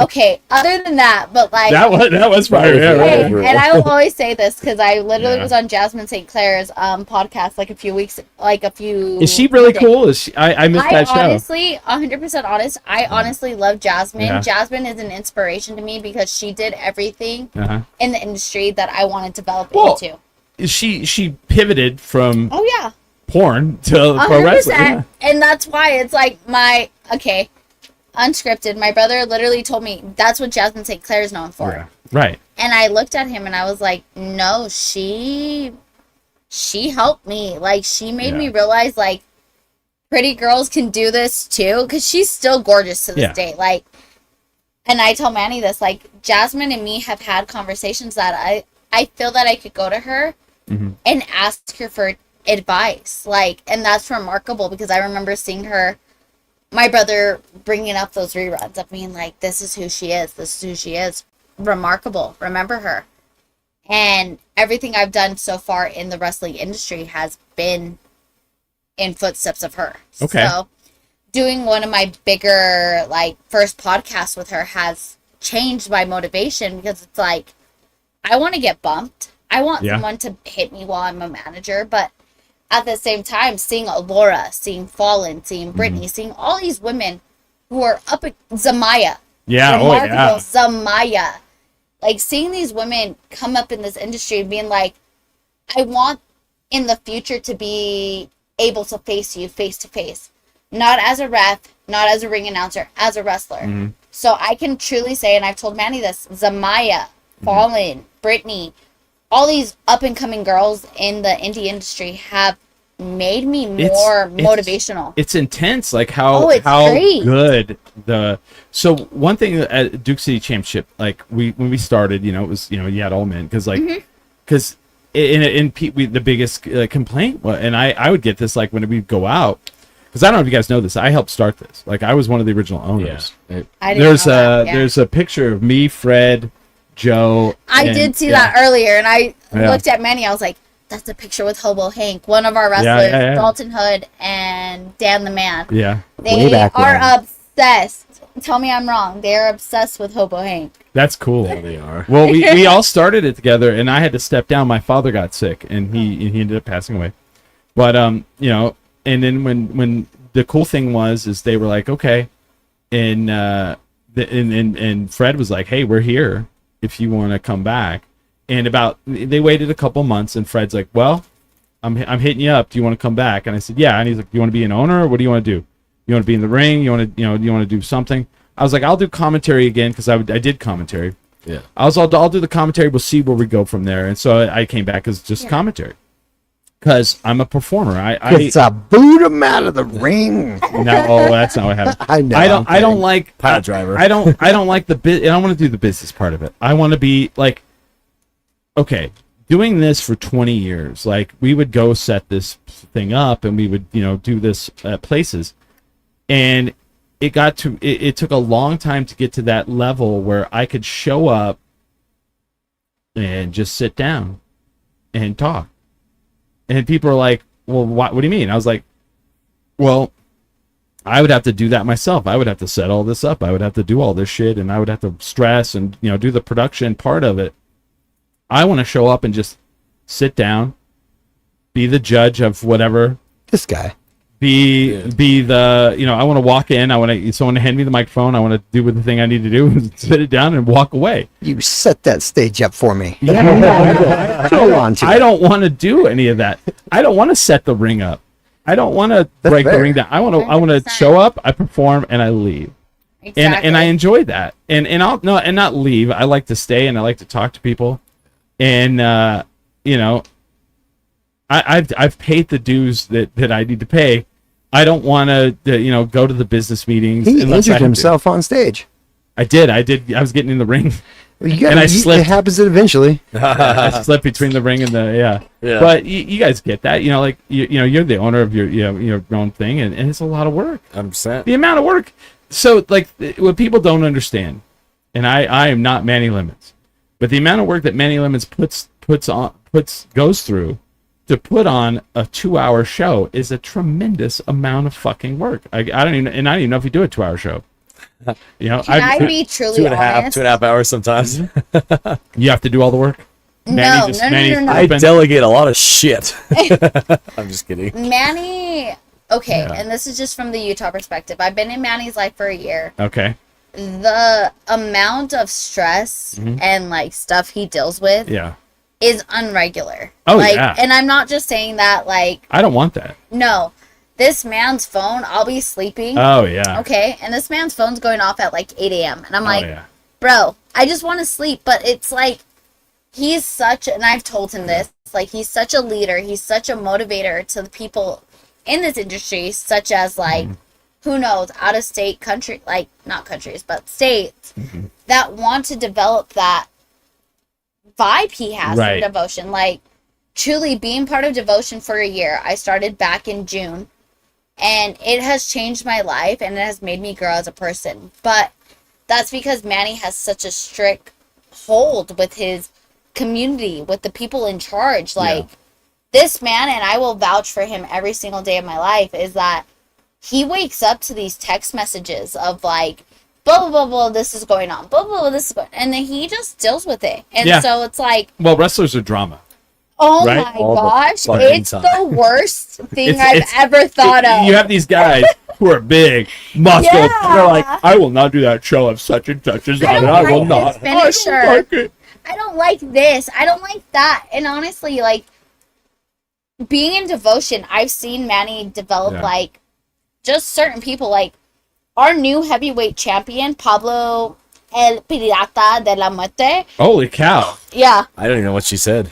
I Say it do. one more time. One more time. It's a little scary. El Pirata de la Muerte. He literally criticized me for his name. Literally. But he's someone... Does he know that's hard to pronounce and that's not the best way to go? But she's He- Latina, so that's why he that's gets the mad thing. at me. It's a Yeah, culture thing. yeah. For sure. But he's literally one of the first people that I became, honestly, like, looking up to in Devotion. Like, he gave me my first, like, valet match. Yeah. I valeted him out in Apex, literally last year. It's going to be hitting a year. But he's done the work. Like, the kid's gotten a AAA tryout. The kid has fucking got an exposure match. Like, Manny creates these avenues for his Devotion wrestlers that no one understands. And it's frustrating because it's like, Well, they just expect it. exactly, but it's like these Oh. people see him. Manny Lemons is this zest, but a great guy. Like, that's truly a statement. Like, Manny has, I can say this, I had not a horrible, Yeah. let me pull back. I've had a very stressful life prior to Manny. But being involved in wrestling, He's going to fix your mic for you. thank you. There you go. There we go. Down a little bit. You gotta talk in the goddamn microphone. Down- I'm Yeah. trying. Down a little bit, Smiley. There you go. There you 'Cause go. wanna There see we your go. face. We want to see your face. A little more. There we go. Anyways, next subject. Manny has created an avenue, even just in Utah, that it just changes your vibe, to be honest. Yeah. And he's like created these avenues for us newer generation. Yeah. Dalton Hood, El Pirata de la Muerte, Braxton Hooks, Josh Martinez, like all these people in Devotion that have the opportunity. I like how you have to all these cool names and you go, Josh Martinez. Okay, Josh is just a different thing. His name is Josh Badger. Saleh is Honey watching. Badger? Did you see Saleh as well? Hi, Saleh. Hi, Saleh. Saleh is one of the sweetest humans I've Isn't met he? in Is he? wrestling. Saleh, I go love to him. fucking bed. Okay. I love you, Saleh. So Mwah, mwah, mwah. Saleh and I knew each other. Oh, So I doing this show. I like people go, "Oh, your show's a music podcast," because I have all my friends are musicians. yeah. That's the thing. That's how I knew Saleh. So Saleh, I have a story about Saleh. So my friend, my roommate, one of my old co-hosts from the show, was a big musician. He around town, Billy Belmont. My roommate now. His roommate now. We played his music at the break. He goes, "Yeah, my friend, his cousins are wrestling at WrestleMania today," and I was like, "I'm sorry, I didn't process in my brain what you said to me just now." He's like, "My friend Saleh, who's a musician, his cousins are wrestling at WrestleMania today," and immediately I go, Oh, yeah. "Saleh," That's and I go, awesome. and I think, and I go, "The Usos," and he goes, "Yeah." Hell yeah. I was like, "So your friend Saleh is Samoan?"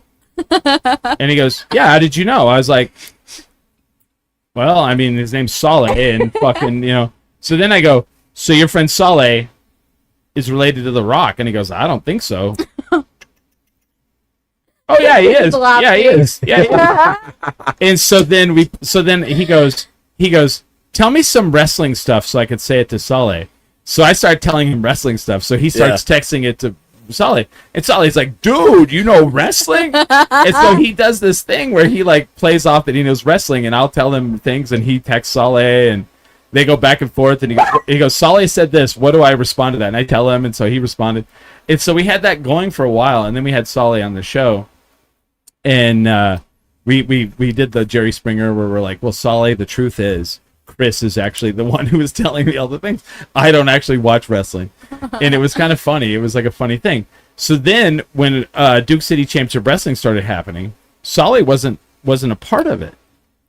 And Yeah, not originally. That's no, right. and I kept telling Fred, I was like, "I have this guy. His name's Saleh Taylor. He's Samoan. He's part of the family."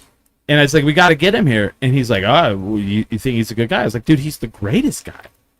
And Absolutely. and then Absolutely. and luckily I kind of got him to come, and we got him in, and then I left. And then Saleh is now like one of the most integral parts of the company, and it's like it's so good that Yeah. happened. And it's just that wrestling is a small community thing. It's such a fucking cool thing. And yesterday his uncle was there, Rakishi. You know, That was so cool. wasn't that cool? And he got Chavo there, and so going back to what you were saying about being Latina. Yeah. So I'm from New Mexico. Okay. So we're in Houston. We're in Houston, and our friends from New Jersey are there. Brody, our friends from New Jersey are there, and my friend from Jersey's like, "Yeah, man, I can't wait to meet EC Morales." And I go, "Stop." And he goes, "What?" I go, "It's Isai Morales." And he goes like, "Oh, okay." I was like, "It's not EC, Yeah. it's Isai Morales." You know? He's a legend. How can you... And he's like, Happens you all know, the time. You know who Isai Morales is, right? He's Bob La Bamba. Yeah. Yeah, he was a really nice guy. Oh, Sorry. it's funny because Saleh has been one of the sweetest humans, like Yeah. part of like Oh, he's so great. that like I've met at Duke, and it's like I told Manny this like jokingly. I was like, "Hey, if Fred and him want to like do like a rigged match where like I'm the bad ref that I defend Saleh or whatever, I would do it 100% because Well, like and he's injured right now. He got beat down. I know. yesterday. Brutally beat down. hey, I checked his arm. He was fine. He could move it a little bit. So we're just hoping for like a 6 to 9. He took a vicious beating yesterday. They bent the Listen, chair. they hurt him, and I wanted to come out, but they kept holding me back. That's all I have to say to Saleh. I was trying to defend him. Now but it the didn't question work. is Chelsea Dotson with Saleh? Oh, 100%. Chelsea Dotson is one of the most amazing girls in this avenue that I truly have learned from her, developed from her, and talked to her. Yeah. I truly love Chelsea, and Chelsea every time at a Duke show is one of the first humans to come up to me and say, "Hey girl, hey," and like talk to me. Chelsea is an inspiration just She is. because Chelsea is Yeah. I told Manny this. Chelsea like makes me like hyped. Like I'm like, Yeah. she's a like, excuse my language, she's a freaking badass. Yeah. She does things that like Well- women thrive for, and Chelsea, like every time I see her, no lie, she hypes me up for me to ref up my Okay. matches. You had to. Okay, so power slap. Go ahead. Power slap is crazy. It's insane. So we have two in Duke City Championship Wrestling. We have Yes. two power slap athletes. Johnny Magna. Johnny and Magna, Chelsea the Dotson. number 5th ranked Johnny Magna That's in the world, insane. Yeah. and Chelsea Dotson. Yes. So Chelsea Dotson, again, this is one of those things where it's like you may lose, but you won. She had the power slap where the woman ridge-handed her across the face, it broke her nose. Dude. I watched that fucking clip maybe 100 times, and I Same, told her I was same. like I watched that clip of you, and that was fucking it. And she got right back up, broken, just fucked She her. was ready. She was just ready. She's like, Fuck it. ma. She's like, such a cool. Yeah. Oh, I know. That was intense. So we had Johnny on the show, and it's funny because like I had a guy, one of the guys that was in the chat somewhere. He's like, I listened to your show with that guy Johnny Magna on. He's like, that was riveting. He's like, I couldn't. Like, That was a fun episode. it was a fun episode, I but had no idea who it was. I'm like, what are you at, it- DJ? all right. But it takes me to this question here. Go ahead. So, with Power Slap, with UFC, with pro wrestling, with like extreme sports, it takes a different person to do these things. What is wrong with you guys?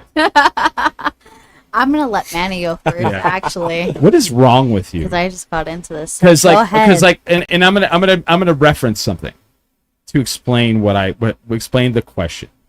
There was a pay-per-view where Edge and Christian and the Hardy Boys wrestled each other, and there was a steel cage involved, right?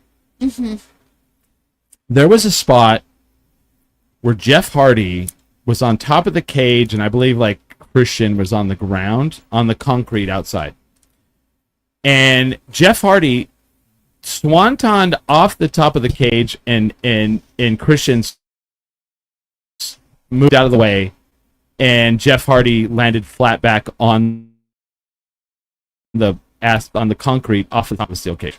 Now, knowing what I know, if they made that choice, what the fuck is wrong with you guys that you do stuff like this? I'm gonna jump off this. You're gonna move, and I'm gonna land on my back on the concrete. On the concrete. I think I can do it. I'll be fine. It's a stuntman mentality, right? There It is, is. brother. There's no other feeling like it, right? Yeah. The thrill of performing, Right. the thrill of presenting a product and giving them everything you fucking got. Maybe you should throw me That's a off shoot. that wall and then into the wall. And Right? sometimes your adrenaline's going so much, you're like, fuck it, I'm gonna take the goddamn concrete bump. You know what I mean? Like that's a real life thing, and it's like. At that moment, yeah, he probably feels it 20 years later because I fucking feel it. So he's got to feel it, right? Like, there's no way he doesn't. Right. But like, oh, Jeff Hardy. yeah, Jeff Hardy's 100%. if the fact he can walk now is Yeah, insane. like exactly. That's what I'm Yeah. saying. It's like, but like the fact when you can walk out there and you can command the attention of the audience. Mm-hmm. You want to know what you guys want to know? A high? Yeah. That's a fucking high. Oh yeah. That's the high that It we is. all crave. When you walk out and everyone's cheering for you. Yeah.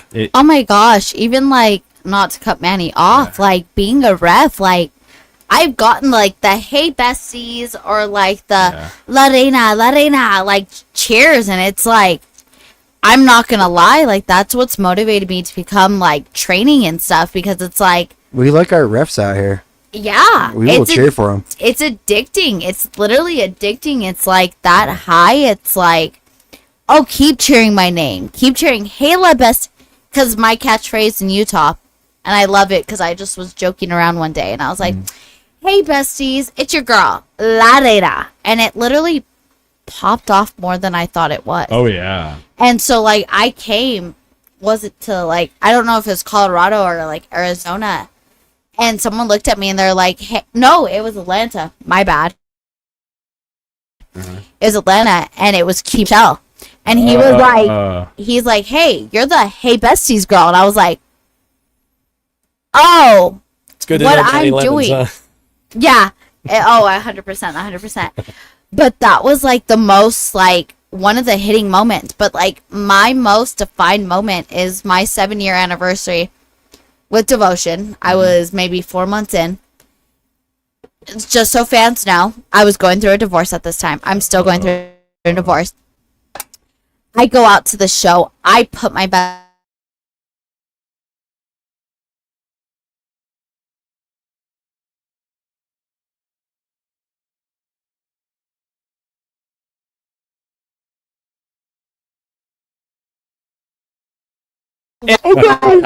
oh, 100%.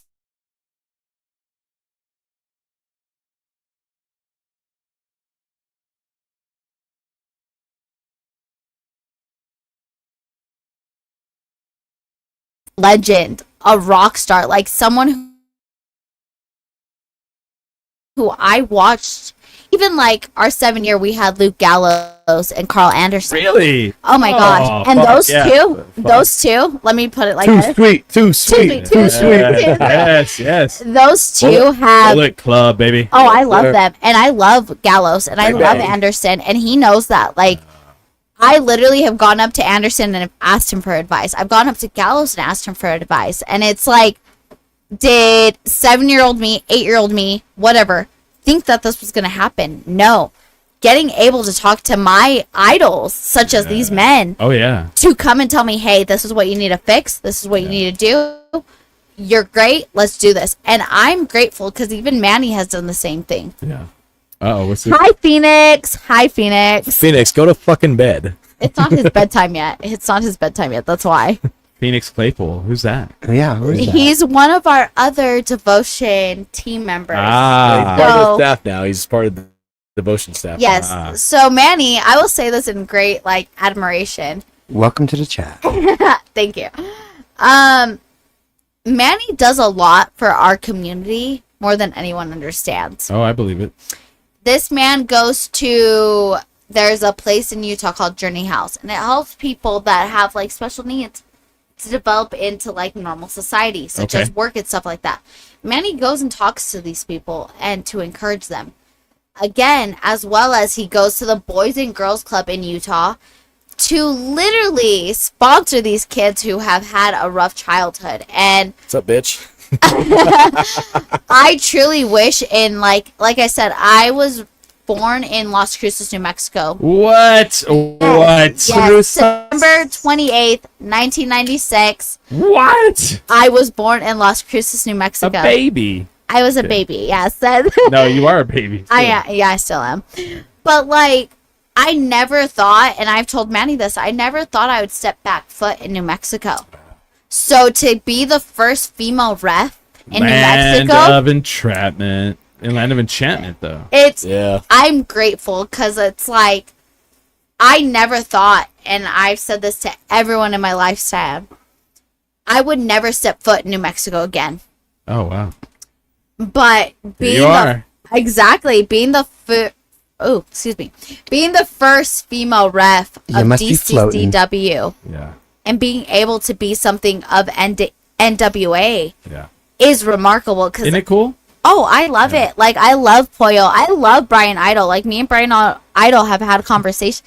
Yeah, I get that face. Wait. But I love Brian Idol. Like, he's helped me. Wait till you should watch the whenever his episode comes up. Please. of what I say about him. Manny, you should I'm not be beating up Johnny Autism, Phoenix. Quit it. Phoenix. Manny should Aren't beat up you Johnny. living with him though? Like, and this is the thing. Like, and I want to give Manny props, and Manny is not a big fan of this always. Manny has developed a community in Utah, at least like where I'm at, that these people feel so accepted, so like in a family unit. Like, he's helped people, like, again, Johnny Autism that we had earlier, Phoenix, like multiple of our security, just to feel involved in wrestling. Oh yeah. Because in reality, this is more of like a family like community. It is. It's two things. It's a family and it's like a traveling circus. Exactly. Fucking percent. You know, and like the weird thing when people Well, go, whenever you're on tour, you become family when you're on tour. yeah, 100%. yeah. Oh, you learn so much about each other. Yeah. Like, again, Oh. Manny laughs because, like, I have, like, Dan the Man, one of our wrestlers, Alton Hood, again, El Pirata de la Muerte. Like, I've had these guys on tour that I've developed, like, special relations. El Pirata de la Muerte, like, Pablo, and I will always give him this fame, is that he let me valet for him my Oh, wow. first ever thing ever. And it was funny because it was the Apex, and I was literally training for, what, 2 weeks? I want to say 2 weeks. Sure. Okay. But I trained for like not even that, but Pablo literally If that. shut up. Anyways, Pablo literally gave me the ability to try that out. Yeah. And I love Pablo to death, and I have like a loyalty for him for that. And so it's like Manny, Pablo, Dalton have truly, to be honest, have developed my La Reina career more than anything. Oh yeah. But I have to piggyback on that because Okay. it's fucking wild, right? With wrestling, like everything is so in the box. Everyone's in the box, right? Yeah. I feel like once you're in the ocean, the sharks are yours to deal with. Oh Yes, yeah. 100%. As a promoter, as a Yeah. professional, as a leader, I would never Well- ever put someone in a position to fail, No. right? So if I knew she could obtain this ability, at least learn a lesson or learn the business, right? Then I've done my job as a fucking Should I go professional, with the right? first story? Well, Should I go with the first well, story? let me after let me that? throw something in there. Go ahead. When you talk about the shark thing, as a performer, it's weird to be in a group where people want you to succeed because there's so many people out there that want you to fail. 100%. And here's the worst thing. Here's the worst thing as a performer is if there's no one out there that wants you to fail, because that means you're not important. Yep. If there Hey. I feel personally assaulted. no, but I mean that's the thing. If there's people out there that want you to fail, I look at it as, like I've actually told someone this to their face. They're like, you know what? There's people out there rooting against me, and I go, oh, well that means you move the needle. Yeah. And that means you're doing good. And they were like, and immediately they were like, oh, I hadn't thought of that. I was like, because if you weren't doing good and you weren't important, they wouldn't care, 100%. right? 100%. And You're that, 100% right. and that's weird, right? Yeah, no. I What don't, about taking it in the other direction? What do you mean? Maybe people do care about you and they want you to succeed. No. Those are fans. yeah. Fans are those. I'm talking I about. agree. I'm talking about other people that are doing what you Yeah. I can, and I'm not Yeah. going to They're say not anything. It's mutually like, exclusive. do. Yeah. Yeah, 100%. There's people out there who root for you to fail, my Yeah. friend. oh yeah, Yeah, they're yeah. waiting for you to drop the ball, and Yeah. I'm the it's most hated weird. guy in Utah, bro. It's Yeah. the most ass backwards thing. All I ever wanted to do was to elevate the territory. But these guys think, well, it's because he fucking started before. I was like, no, it has nothing to do with it. I'm doing what's You best just for been business. around forever, man. Right. And it's that mentality. And, And people I live in can that. vouch for Manny. It's like some of these people, it's like, it's scary because they think that you stole it from it. Like, It's obsessive. it's, Yeah. And it's, Well, and like it took me a little while to get away from that mentality. Where like people would start another like a podcast in Albuquerque and they'd do something like people would steal our stuff. Like people would steal our Every shit. week we Every do something fucking- new. yeah, they do the same They thing. would steal Yeah. it. And people like, we should be flattered by it. I was like, well, I am, but then I figured out after a while. Here's what I figured out in life. Anything like this, or like wrestling, or like being in a band, or whatever, it's hard to do. Yeah. And if you look, if you worry about what other people are doing, then you can't do what you're doing. Yeah, you don't have enough time. And like if they either have You don't have enough time to do that. If they either have the work ethic that you do, or they don't, and they won't make it. And that's how it goes. They're taking our creativity. Yeah. Everyone will eventually weed themselves out. Yes.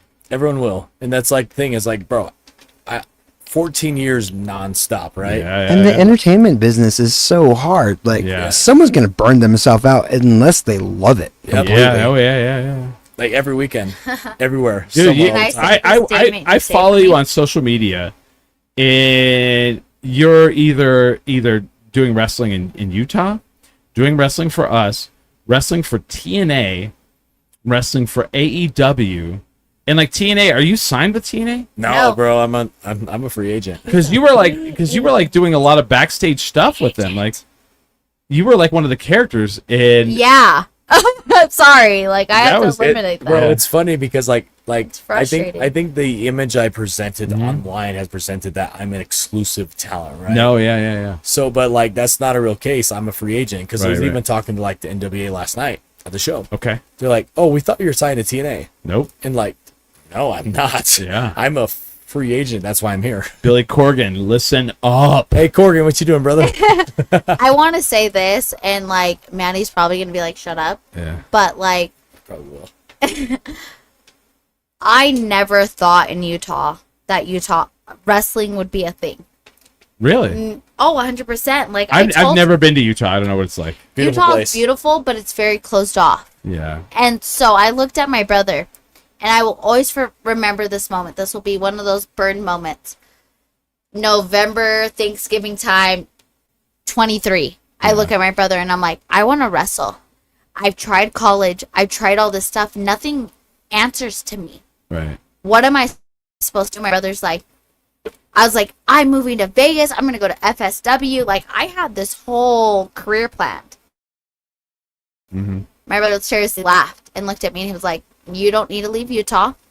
He's like, there is a school in Salt Lake City.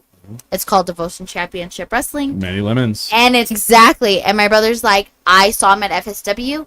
This will be the best promotion All to right. go to. Well, let me ask you this question. Go ahead.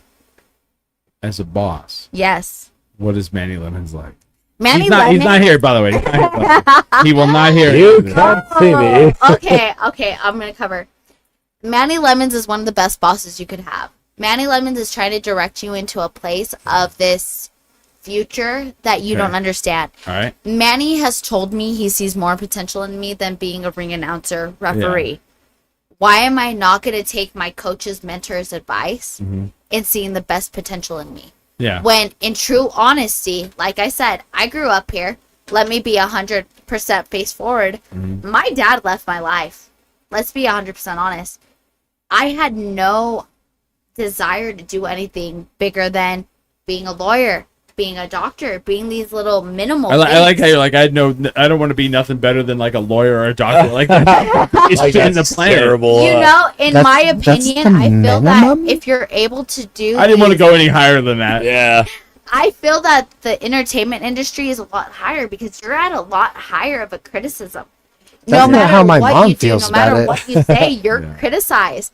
Doctor, lawyer, you're not criticized as bad, but like Yeah. entertainment, you're gonna be criticized for any and everything you do. Yeah, of course. So like, why not be that big bang? There is no if, you will. Oh no, Are you guys in a hurry to get out of here? no, Or do you guys no, wanna go? we love Okay, this. Cool. Okay. We love cool. this. Okay. And I'll tell them that. I tell them this. I like. We're here till Wednesday, dog. I've honestly I have need been into wrestling since to I go was. potty. Oh, we'll go potty. We'll go without you. Oh, Go potty. go potty. He doesn't take breaks, the potty break, and so we go over. Here, I'll even do the like finger thing. Go- like, go to the bathroom. Potty. Hand Go me the potty. dog and go to the bathroom. Yes, go potty. The dog was actually the main thing. Yeah. But I can truly say, like, any woman, man, anything in Utah, like, Yeah. wanting to aspire to be like, honestly, best way to example, John Cena, Lita, Oh, yeah? Trish, any of these, like, superstars, come to Devotion Championship Wrestling. That's where you're going to have the most opportunity because truly, in Utah, what is it? Like, what are we? Southern? We're not Southern. It's No. like St. George. Or northern Utah. Northern Utah, like developmental, Yeah. you're not going to find anything better than us. And it's truly honest because Manny does create those avenues for you if you're ready. Manny looked at me and he's like, look, you have potential, but you need to grow. Manny didn't bring me on the road until I was ready. Okay. And I will tell anybody that. Like, I look at friends like I've met recently and they're like, you learned how to ref before you learned how to wrestle? 100%, because I'd rather learn every single avenue, ring announcing, refereeing, whatever, to be a better wrestler so I can have all those avenues that WWE, TNA, AEW can look at and be like, I can pop in any of those roles. yep, what do you need me to do? Yeah. Do you want to hear my Trish Stratus story? Yeah. Yes, please. So, Fred and I did the panel for Trish Stratus, Kevin Nash, and who else was there? Eric, the guy from WWE. Eric, he had the big beard and he was bald. Eric Rowan. And Booker T. Yeah. And all of them were great, but Trish was. Have you met her? You guys met her? No, Oh, I she is fantastic. She is super nice. So of course, Ming and her are friends. Because Ming knows and loves everyone. So we're out on stage, and Trish says something about, let me piggyback off that. And Fred's like, oh, you're gonna give Chris a piggyback ride, and she goes, you want me to give Chris a piggyback ride? I'll give Chris a piggyback ride. Yeah. So Trish Stratus gave me a piggyback ride on stage. There's video of it. That's pretty sick. Legendary, though. Right? Legendary. Yeah, and immediately I go, all right, and I don't even say no. I don't even think about it. I immediately go up there and I it's like a second, but like, Trish Stratus gave me a piggyback ride. I can say that for the rest of my life. Your life, yes, brother. Yes, I How can. many other people can say that, though? No, not many. Exactly. Not many. And people were like, I wouldn't wash my front. And I was like, don't be a sick weirdo, okay? I mean, Manny got to, and I will always Yeah. glamorize this because this is when we started like talking. Yeah. He got to go like be an extra security at SmackDown, Oh. and so is Wait a minute, that's not true. He's not a security guy. That's not real. No, never, Not me. never. That was never That was me. never him. But he got to be with the legendary. Again, I told him this. I texted him this. I'm like, I'm so jealous. But he got to be with Tiffany Stratton, someone who has Okay. inspired me to like Yeah. grow in this industry, and Jade freaking Cargill. I Oh, love that woman. so that was recently. Yes. When was so, this? When was this, Manny? Salt Lake. 20. It was right This before last this. year. It's How- Halloween. Halloween, last year. yes. How tall is Jade Cargill? She's pretty tall, right? Yeah. Jade's a homie. She's a cool She's person. cool as shit. Yeah, it's cool as fucking fuck, man. Like, Good. I worked with her at the Nightmare Factory a lot. Like with my ex, like she would go in there and wrestle with her and whatnot. Goals. But like I had a lot of time with her, and she's just a genuine good fucking person. Who is someone you got to meet that you were like, holy shit, this is someone I've like always wanted. John Cena? I'm just kidding. I'm just No. kidding. Bro, He like- texted me. I will never forget this. Survivor Series. This last year, Manny Cena's was last like, one. "Hey, Yeah. guess what I'm doing?" I was like, "What?" And he's like, "Cena just shook my hand." I was like, Ah. I marked out. Yeah. I marked again, out. like I've been watching wrestling my whole life, so Yeah, hearing yeah. Cena literally came and shook his hand, I was like, I died because I love Cena. Cena was the wrestling. It's weird reason. because I can never ever gloat about the extra work shit I I'll do did. it Right. for him. Because you're not allowed to, right? I'm not. Technically, I'm not. Is there NDA? Yeah. Yeah. 100%. Okay. So like, but like, I hate dude, that. Like, I'll say this right now. Like, I was on TV with Cena one time, right? Yeah. Like, that's cool as hell. Like, yes. to me, like that's the GOAT, right? If nothing ever in your life happens, Yeah. you were there. But like, those were moments that I'll cherish forever because, Yes. like, dude, I'm in this weird phase of my life where it's like I'm kind of there, but I'm not, right? Yep. Does that make sense? Yep. Oh, so yeah. like you're like fighting and trying to find excuses, but then you look back at the trail you paved, you're like, Yeah. man, you made an impact on a community that had nothing. Yeah. You created something, right? Yeah. So like You're an overnight success in 14 years. yeah, 100%, fucking 100%. I'm just saying, Manny should share his story No, of going viral. I'm just No. saying. no, If you can't, you can't. I get it. we don't share anything here. You don't share anything here. No, yeah. If you can't, if you don't, if it would hinder you later on, please do not. Off the podcast, yeah. Yeah, Yeah, I off the screw air. up Frequently. I tell a lot of stories. Like, yeah. Like, Oh, I have, dude. When I'm Why I don't have retired, an agent? I'm having my own podcast of wrestling tales, and tell you, it will be the #1 rated Yeah. show in America. oh, yeah, yeah. 100%. 100%. Yeah. I've I believe worked it. with everyone. I believe it. Everyone. I worked with everyone. Yeah. But who is someone you were, just name the name of someone you were like, I can't believe I'm in the room with this human being. Sting. Nice.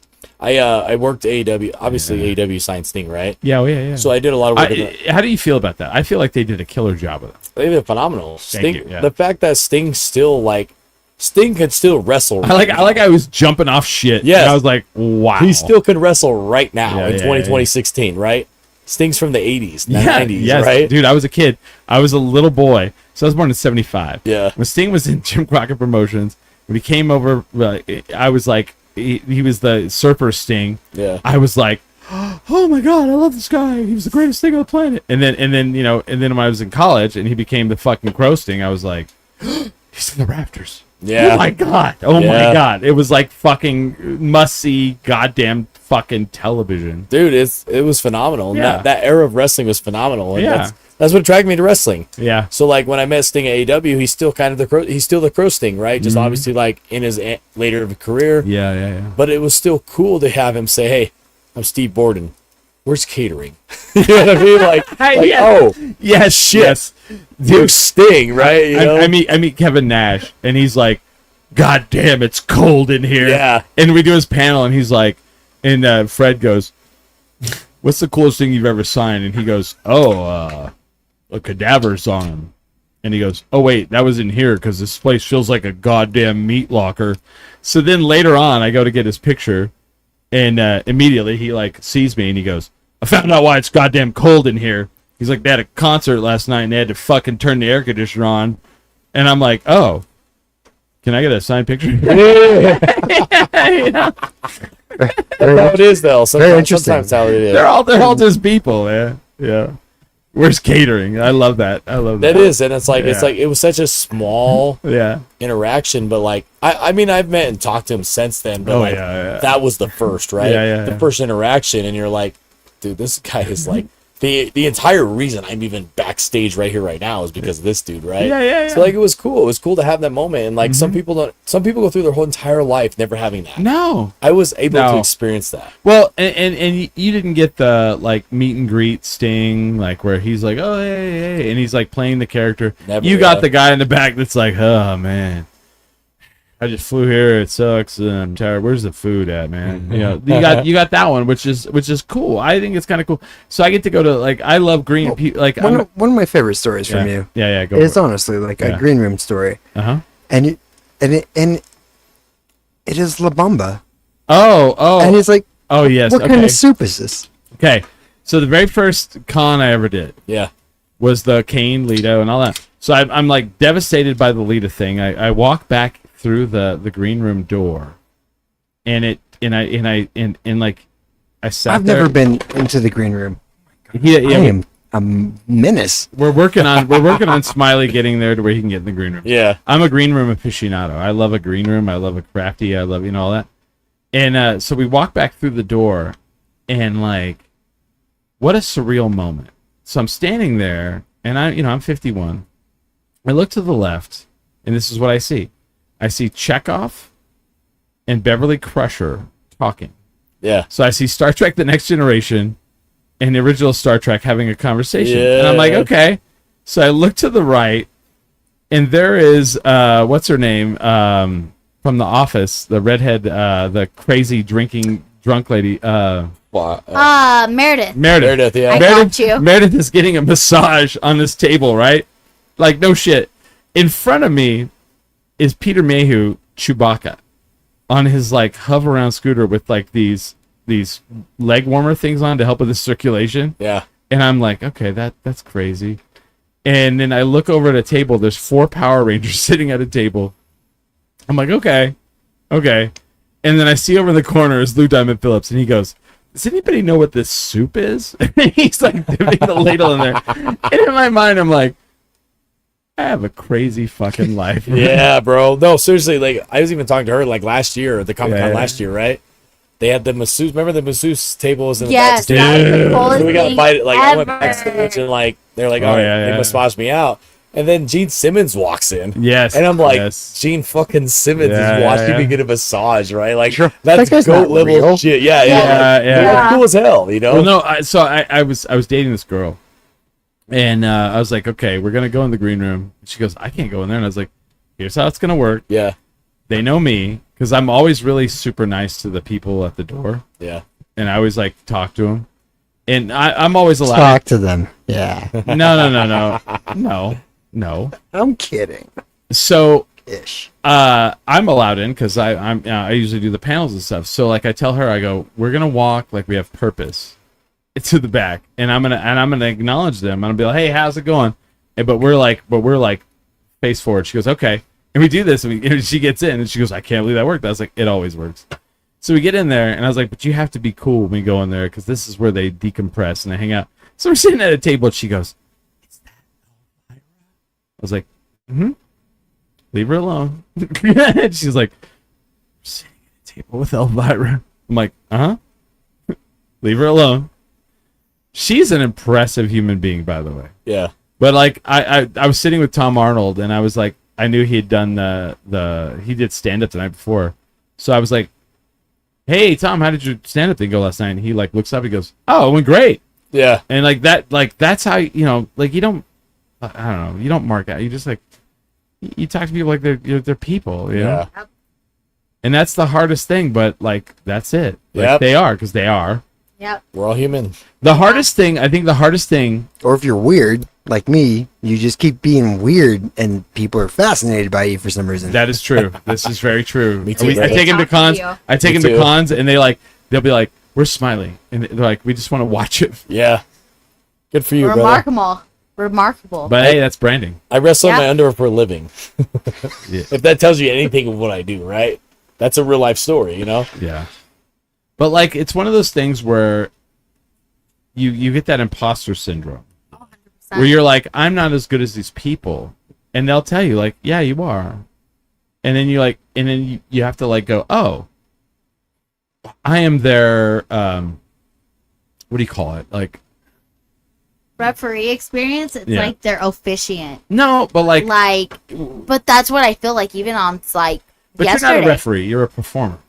Exactly. But you hear those people Yeah. like even Francisco, like Las Vegas, New Mexico, like people were telling him he's like crap. And like Who was telling him that? I guess like people he went to high school with. Oh, Social bullies. It's social Yeah, media. yeah, It's yeah. like but that's the thing, this guy Well, has worked towards it. And let- so it's like people hate. well, let's be honest. Some wrestling fans can be pretty rough. They're mean, Wrestling dude. fans can be the greatest thing in the world. They have come up or to they can me. be the biggest assholes. Yeah. Exactly. I've- They've come up to me and they're like, so are you gonna like call Manny's match by like just because you're with him? And I'm like, I'm not even refereeing his Yeah. match. Like, what are you guys freaking out about? But like Mhm. even yesterday during like the Young Money match, it was like I heard a lot of ref your shit, ref your this, and I'm like, Oh yeah. what are you guys talking about? Like, I'm literally counting, but it's a weird industry Yeah. that these people think that you're dictating what's going Well, on. no, but I mean, not even that. It's stage Like, performance. Not even Yeah. that. I mean, They better believe what you're Oh, doing. I love being that performer Yeah. that like make you hate me so you can love me. Kind well, of thing. you have to tell them like, maybe I will, Oh, yeah. maybe I won't, maybe you got to watch. Maybe you have to see what's gonna happen. Yeah. And that's what was funny because like I went to his table for like what, Yeah. like 4 seconds, 5 seconds, and I had people come up. Well, you didn't do this. Well, you didn't. I'm like, listen, I'm just a ref. I'm just a ref, and like I put my hands up. I'm like, I'm a sweet girl, but I'm gonna referee the match as I should. I'm gonna be the call it. officiant. You got to tell them. I got to call it like I see it. I'm gonna do it as I Yeah. should. Like, if people are out of the ring, I'm gonna dictate them out of the ring. Like, but it does develop like Right. 100%. But it's like, it's weird. So like, I told my girlfriend this. I was like, yeah, wrestling fans are. It was her first show last night. She'd never been to one in her entire life, and I had to tell her. I was like, well, I was like, it's all performance. I was like, but you have to realize wrestling fans are great, but they're also rough. She goes, what do you mean? I go, well, they'll walk up to you and say shit like, hey, you used to be fat, huh? Yeah. And I'll be like, oh, well, yeah, I guess I did, and yeah, I guess I was. Comparatively. every I guess. It's about you. They will say things, and then they will be like 300 pounds, but they'll say this to you. Yeah. And look at you so discouraged and like shake Yeah. your head like, Yeah. I remember. It's like, Or they'll say, like, it'll be a guy that's like, 250 pounds. He'll be like, well, I don't like her. I don't think she's that hot. that's what shocked me. Like, this wrestling industry, like, being from a girl's wild. perspective, Yeah. like, I've been told, It's rough, yeah. I'm a ring terrible. announcer in Utah. And these people look at me like, There you hey, go, wait. You're this. And I'm like, hold on. I'm still a human being. I'm Right. still like, you still need to respect But- me. Back up. They don't see it that way. You're now a Level character right. in the universe Gimme, that gimme, they gimme. watch, and you owe them. And I get, Oh, and yeah. I get it. But but And it's I like, will. Lorena loves, and I will say this, Lorena loves to help people feel good, yeah, but Lorena will stand up for herself good. at the same time. Yeah, and you have to. 100%. And it's one of those things where, do you guys know Braxton Wexler? Hey, what's wrong with being 300 pounds? Nothing. Nothing. That's our There is big nothing country. wrong with it. But if you call me, the word fat is a very negative connotation. And if you call me that and you are, you're like, I'm like, okay. Or you call a woman that and then you are that, maybe, Hey, didn't you used to be fat? Yeah. Isn't that a compliment? So, no. It's not even a segue. what's just funny is Braxton is one of our wrestlers at Devotion Championship Wrestling. Is he 300 pounds? No, Oh, I don't okay. think so. I really don't think so. But this man, like, He's an offensive lineman, big guy. Right? Oh. He's a so like big he's boy. very athletic and he's very charismatic. Does that Sick. make sense? Yeah. No. I'm You in it. could be I'm in it. 300 pounds in that way. And Yeah, still- like I don't know what his Yeah. weight is or not, but I don't think I listened to that because of his charisma. Right. Does it make He- sense? But I wouldn't say anything about it. Yeah, oh, 100%, He 100%. has this charisma that's like so unique to Utah. Like, I feel like, to be honest, he brings that. Utah's known for that country vibe. Like, oh, Really? ha ha ha. And he has that, like, his I need to go to thing- Utah, I think. Utah's Sure do. fun. Bring it it's out. really Like, flat. That's what I remember from driving. Can to it, right? Am I wrong? I want to see. I Most want to of go. the I want to time. go to a show. Does Amtrak go there? I love taking the train.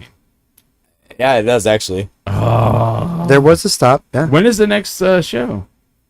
July July. 11th. Oh, okay, I may maybe maybe later in the year. Do you have how many shows do you guys do a year? We do one a month at least, but Really? we're like 2 to 3 a month now. Yeah. Is so MK is hot part damn. is MK part of Yes. Yeah. Yes. MK's my brother. it? Yeah. We love He's him. okay. We love him. Let's talk about him a little, and then maybe we'll get out of here. Okay. MK.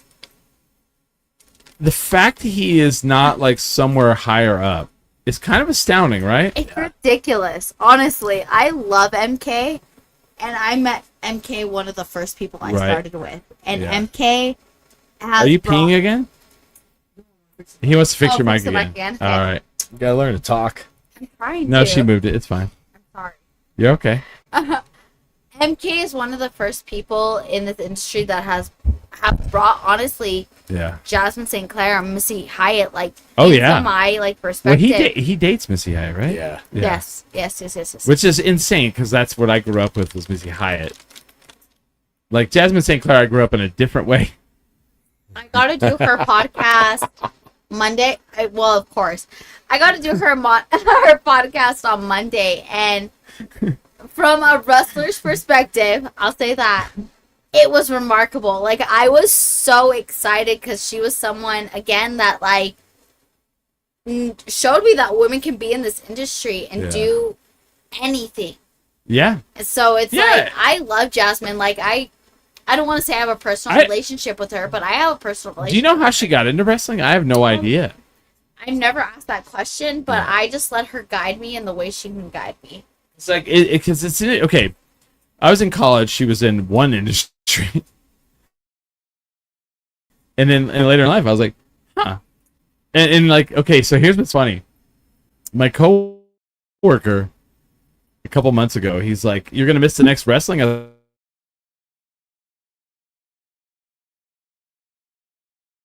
Player, and I hadn't even heard that like were bringing him, and I was like, "Oh, you don't know? This is at work." I was like, "Oh," and he goes, "Yeah, I've never. Is she a wrestler?" I was like, "Kinda." In a different industry, and he I goes, feel like I'm missing something. "Jasmine St. Clair was a porn star." in the 90s, Yeah. the late 90s, early 2000s, and she transitioned into pro wrestling.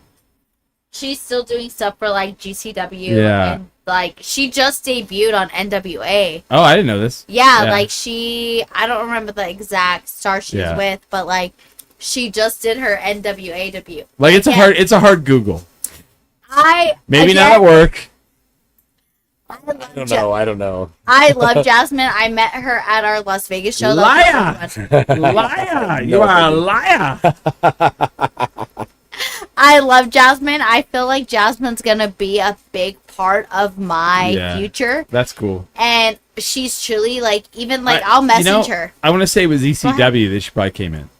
I want to say it was ECW. about. Yeah, she was a part of CW. That right there. Any human being that was a part of ECW at this point is legendary, right? Oh my that? gosh, I told Manny maybe a few days later after we met Tommy Dreamer. I was like, this is the man that I watch on my TV literally get bloody. And now he's the man directing me into a better future. Does he come to Devotion a lot? Yeah, I bring him out for more developmental issues, right? Yeah. Like, I think we all can learn, and like I learn so much every time Tommy's out there. Yeah. That makes sense. Like he comes a few times a year, 100%. What is the greatest thing that someone has taught you as a wrestler? Like you were just sitting, like not like you were just standing there and you were like, "Fuck." The greatest thing is to never quit. Okay. Because the wrestling, professional wrestling, everyone thinks it's overnight success, right? No. So like in that moment, you're like, it's the fact of how much you're willing to endure because there's a lot of bullshit with it. Well, but what was an aha moment where you were like, "Fuck"? I have a lot of aha moments, but like the one I particular is like when I worked AEW at the Maverick Center, which is in Salt Lake City, right? Okay. For me, that was a aha moment of like, I'm meant to fucking pursue this, right? Isn't that weird? It is, bro. It is. And I can't describe it because you had to be there to witness it. But like, if you watch the video, I walk on stage and I stop and pause and I just absorb the energy, right? Yeah. And it's like, that's a aha moment because it's like, look, after sacrificing 13 years of this at that time, whatever it may be, right? We're here. Yeah. And all we're doing is moving forward. And that's why whenever times these opportunities work up, like with AEW and TNA coming here, I get the opportunity to work with them because they know I could create credible business. Yes. Right? Yes. And I can help. Yes. We need to help elevate the industry forward. Right. Not behind us, forward. Not based on my personal agenda, but what's best for business. I would say for me, like to piggyback off of that, is like as a performer, the moment like when you start doing stuff and you've been doing stuff for a while, and people start coming to you and they're like, "Hey," and they're like not just random people, they're like people that have like a venue. They're like, "Hey, what about doing this here? What about you think about doing this here?" Da, da, da. And you're gonna go no, because in your mind you're like, "I'm not to that level." Yeah. And it's the moment that you stop saying no and you start saying yes. It really is. It changes everything, and it's one of those things where like, because Hey, Smiley, you gonna do a? But sometimes You gonna do a thing tonight? Yeah, I guess I will. to piggyback on that though, sometimes yes isn't right now. Right? So like if I say yes on a rational decision that can impact my community 6 months from now, it doesn't mean anything, right? Yeah. But like at the same sense, it's like if I say yes 6 months later, it could change the narrative. Sure. And that's the thing is like timing is everything. Timing is everything. Everything. Well, in anything. And being prepared, timing is everything, but being prepared for the time when it comes. Right. That's 100%. But here's what I'm trying to say. Is like if you say no all the time because you don't think you're worthy to do it, Or ready. then you won't. I agree with that. And like that's the thing. It's like if people are asking you, You're ready. you're ready. They think if you go to a wrestler and you're like, "Hey, what about on the next show we put you like right under the main event?" and they're like, "Oh, no. You are doing that because you think that they are ready to do that. 100%. And in their mind they're like, "I'm not ready to do that." But here's the truth of it. A lot of times people will ask you to do something because they feel that you are ready. And you may not think so. And if you say yes to it, like here's what I figured out. like when someone would come in and be like, "Hey, you guys want to do your show at a bar every Sunday night?" Yeah. Like we'd never done our show live outside of a room in our house. Yeah. And they're like, "Hey, you guys, we want you to do this in a bar every Sunday night." And I was like, in my mind, I'm like, I have no fucking idea. They hired me specifically just to any do way, the shape, sound. or form. Yeah, 100%. We'll pay you. Da da da. And I went, yes. And Yeah. someone's like, "Do you know how to do that?" I go, "No, but I guess I have to figure it out." Yeah. And that's the thing. Yeah. Now it elevates you to go, I got to figure out how to do this. And in that process, you get to this. We got pretty good. We got pretty good at it, and we Yeah. got pretty fucking good. And then like whenever that place shut down, the whole place shut down, the whole business. People were like, "Oh, you want to move over to our place?" It was like the opportunities were just there, ready for us to go. And like it sometimes takes you out of, you have to be out of your comfort zone Yep. to jump up. You got to be uncomfortable to get uncomfortable. You got to be uncomfortable to get comfortable. Yeah, and that's weird, right? Yeah. Like for me, like when I'm comfortable for too long, I need to do something hard Yeah. to be like, okay, I gotta. But that's I gotta not push the it. world like perspective anymore. Yeah. And that's kind of the crappy part. Well- It's like when things get hard, it's like you must either prosper Mhm. or give up. But that's why not everyone makes it. Exactly, 100%. 100%. Yeah.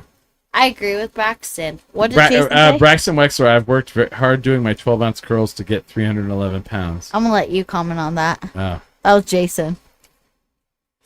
Bunch of wild animals. Well, Jason, it's good to Are see you you, brother. Tucker? It's time for bed. Put Johnny Autism to sleep with some NyQuil. With Phoenix. With Phoenix. With Phoenix. So yeah. Do you guys record Devotion? Is it like online? Where's it at? Um, Do I watch it? Devotion Championship Wrestling YouTube. We're on all social medias at Yeah. Instagram, X, Can Instagram, I X, plug my Facebook. Instagram? Yeah. Can I plug my Instagram? Yeah. But yeah, of course. Well, of course, Lorena Rivera at DCW. Yeah. I do a lot of the backstage interviews for DCW, and like I said, like on my podcast with Jasmine, like I kind of gave like a perspective of the new talent in Utah. But again, the talent in Utah is very limited. Okay. And so I truly do believe, and I've told Manny this, I truly do believe that people need to expand out Yeah. because Utah has a lot of these great superstars waiting to up and come, but they're not getting that exposure. You got to get out and move on. Like again, you got Exactly. to jump out of your comfort zone and do some shit. Yeah. So who does the commentary there? That's my question. We got a few we local have guys that mixture. do it. Like Oh, we got, I don't care for him. yeah. We Big need Big someone Buddha- who's like stagnant. Like we have Psycho. We got Big Buddha who does a lot of like Oh, we radio love Big interviews. Buddha. You know what I mean? Nice. Like we always try to put like a talent on there or something like Yeah. just to add value to the. So if you want to come out to Utah, sorry, I had a word. Dude, I'm interested. I've never been to Salt Lake City. Never been. I've love never it. been to Utah. I've never been to Utah at all. Utah's love it. beautiful. What do you think, Smiley? Should we go out to Salt Lake City, Utah? All right, Smiley, let's go right now. Let's go right now. Get in the car. God Get damn in it. the car. I have driven through it. Okay. I do realize it's a very flat. That's about all I know about it. Yeah. I don't know. I'm gonna be fair. What I is don't it? know Was jack Satch shit about it. Brewing is there? The Polygamy Porter. 5 wives. Five Wives. Five Wives The vodka. vodka, yeah. Come at me. Man, it's funny because like, if you guys think that this was planned, I literally hit up Manny At least 3 hours ago. yeah, it was like 8 hours ago. I was like, Yeah. hey, you're still in town? He goes, yeah. I go, you want to come on the show? And he goes, yeah. I'm not gonna lie. I did not think I was gonna be on this podcast. I usually come with Manny to these things, and I'm just like, okay, I'm here. I was like, you walked in? I was like, oh, are you doing it too? She goes, if you like. I was like, well, yeah, why wouldn't you not? Why not, right? I've decided, like, and I've told Manny this, and I Yeah. like want to stand by this until the day I like fully make it. Girls need to realize, like, no matter how we look, like, I'm 5'1". I'm 5'1", Yeah. and I'm Latina and I'm tiny. I'm Latina You're and supposed to be. tiny. But I've always got told that I'm not allowed to do this stuff. Yeah. You know, and I want girls to look at me in the same avenue and being like, you know, wait. That girl's doing it. Why can't I? And Duke has given me that element to Yeah. do that. And so with DCW, I've gotten the element to be more like truly, I'll be at the, what do you say?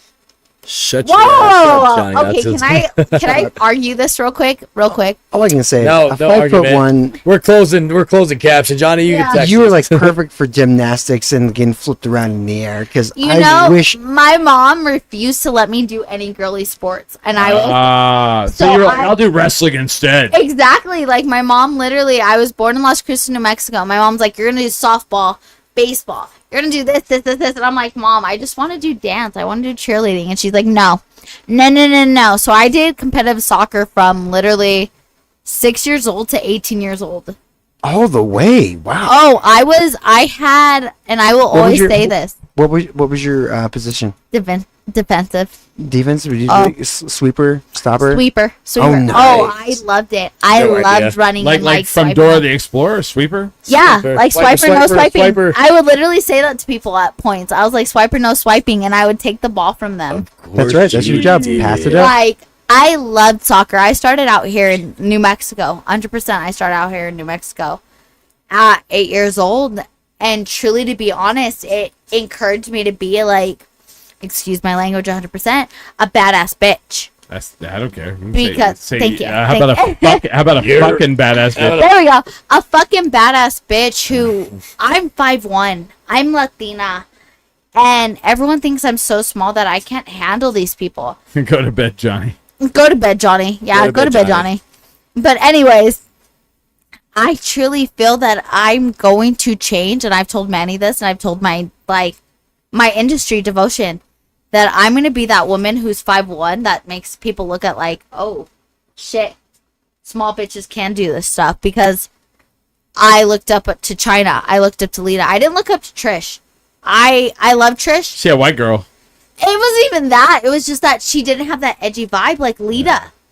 And like China, I wanted to be that big girl. I wanted to have the tattoos. I want to be like that girl that, honestly, I wanted to be Rhea. Rhea Ripley. Rhea is the reason I got back into wrestling. 100%. Rhea Ripley is Mommy. She is legitly mommy. I love her. She is the reason. she could break me in half if she needs to. Exact. I texted Manny when I was first trying to get into wrestling, and I was like, I want to be the next Rhea Ripley. Give me her. I know she's married, but if she needs to break me in half, Rhea, I love you.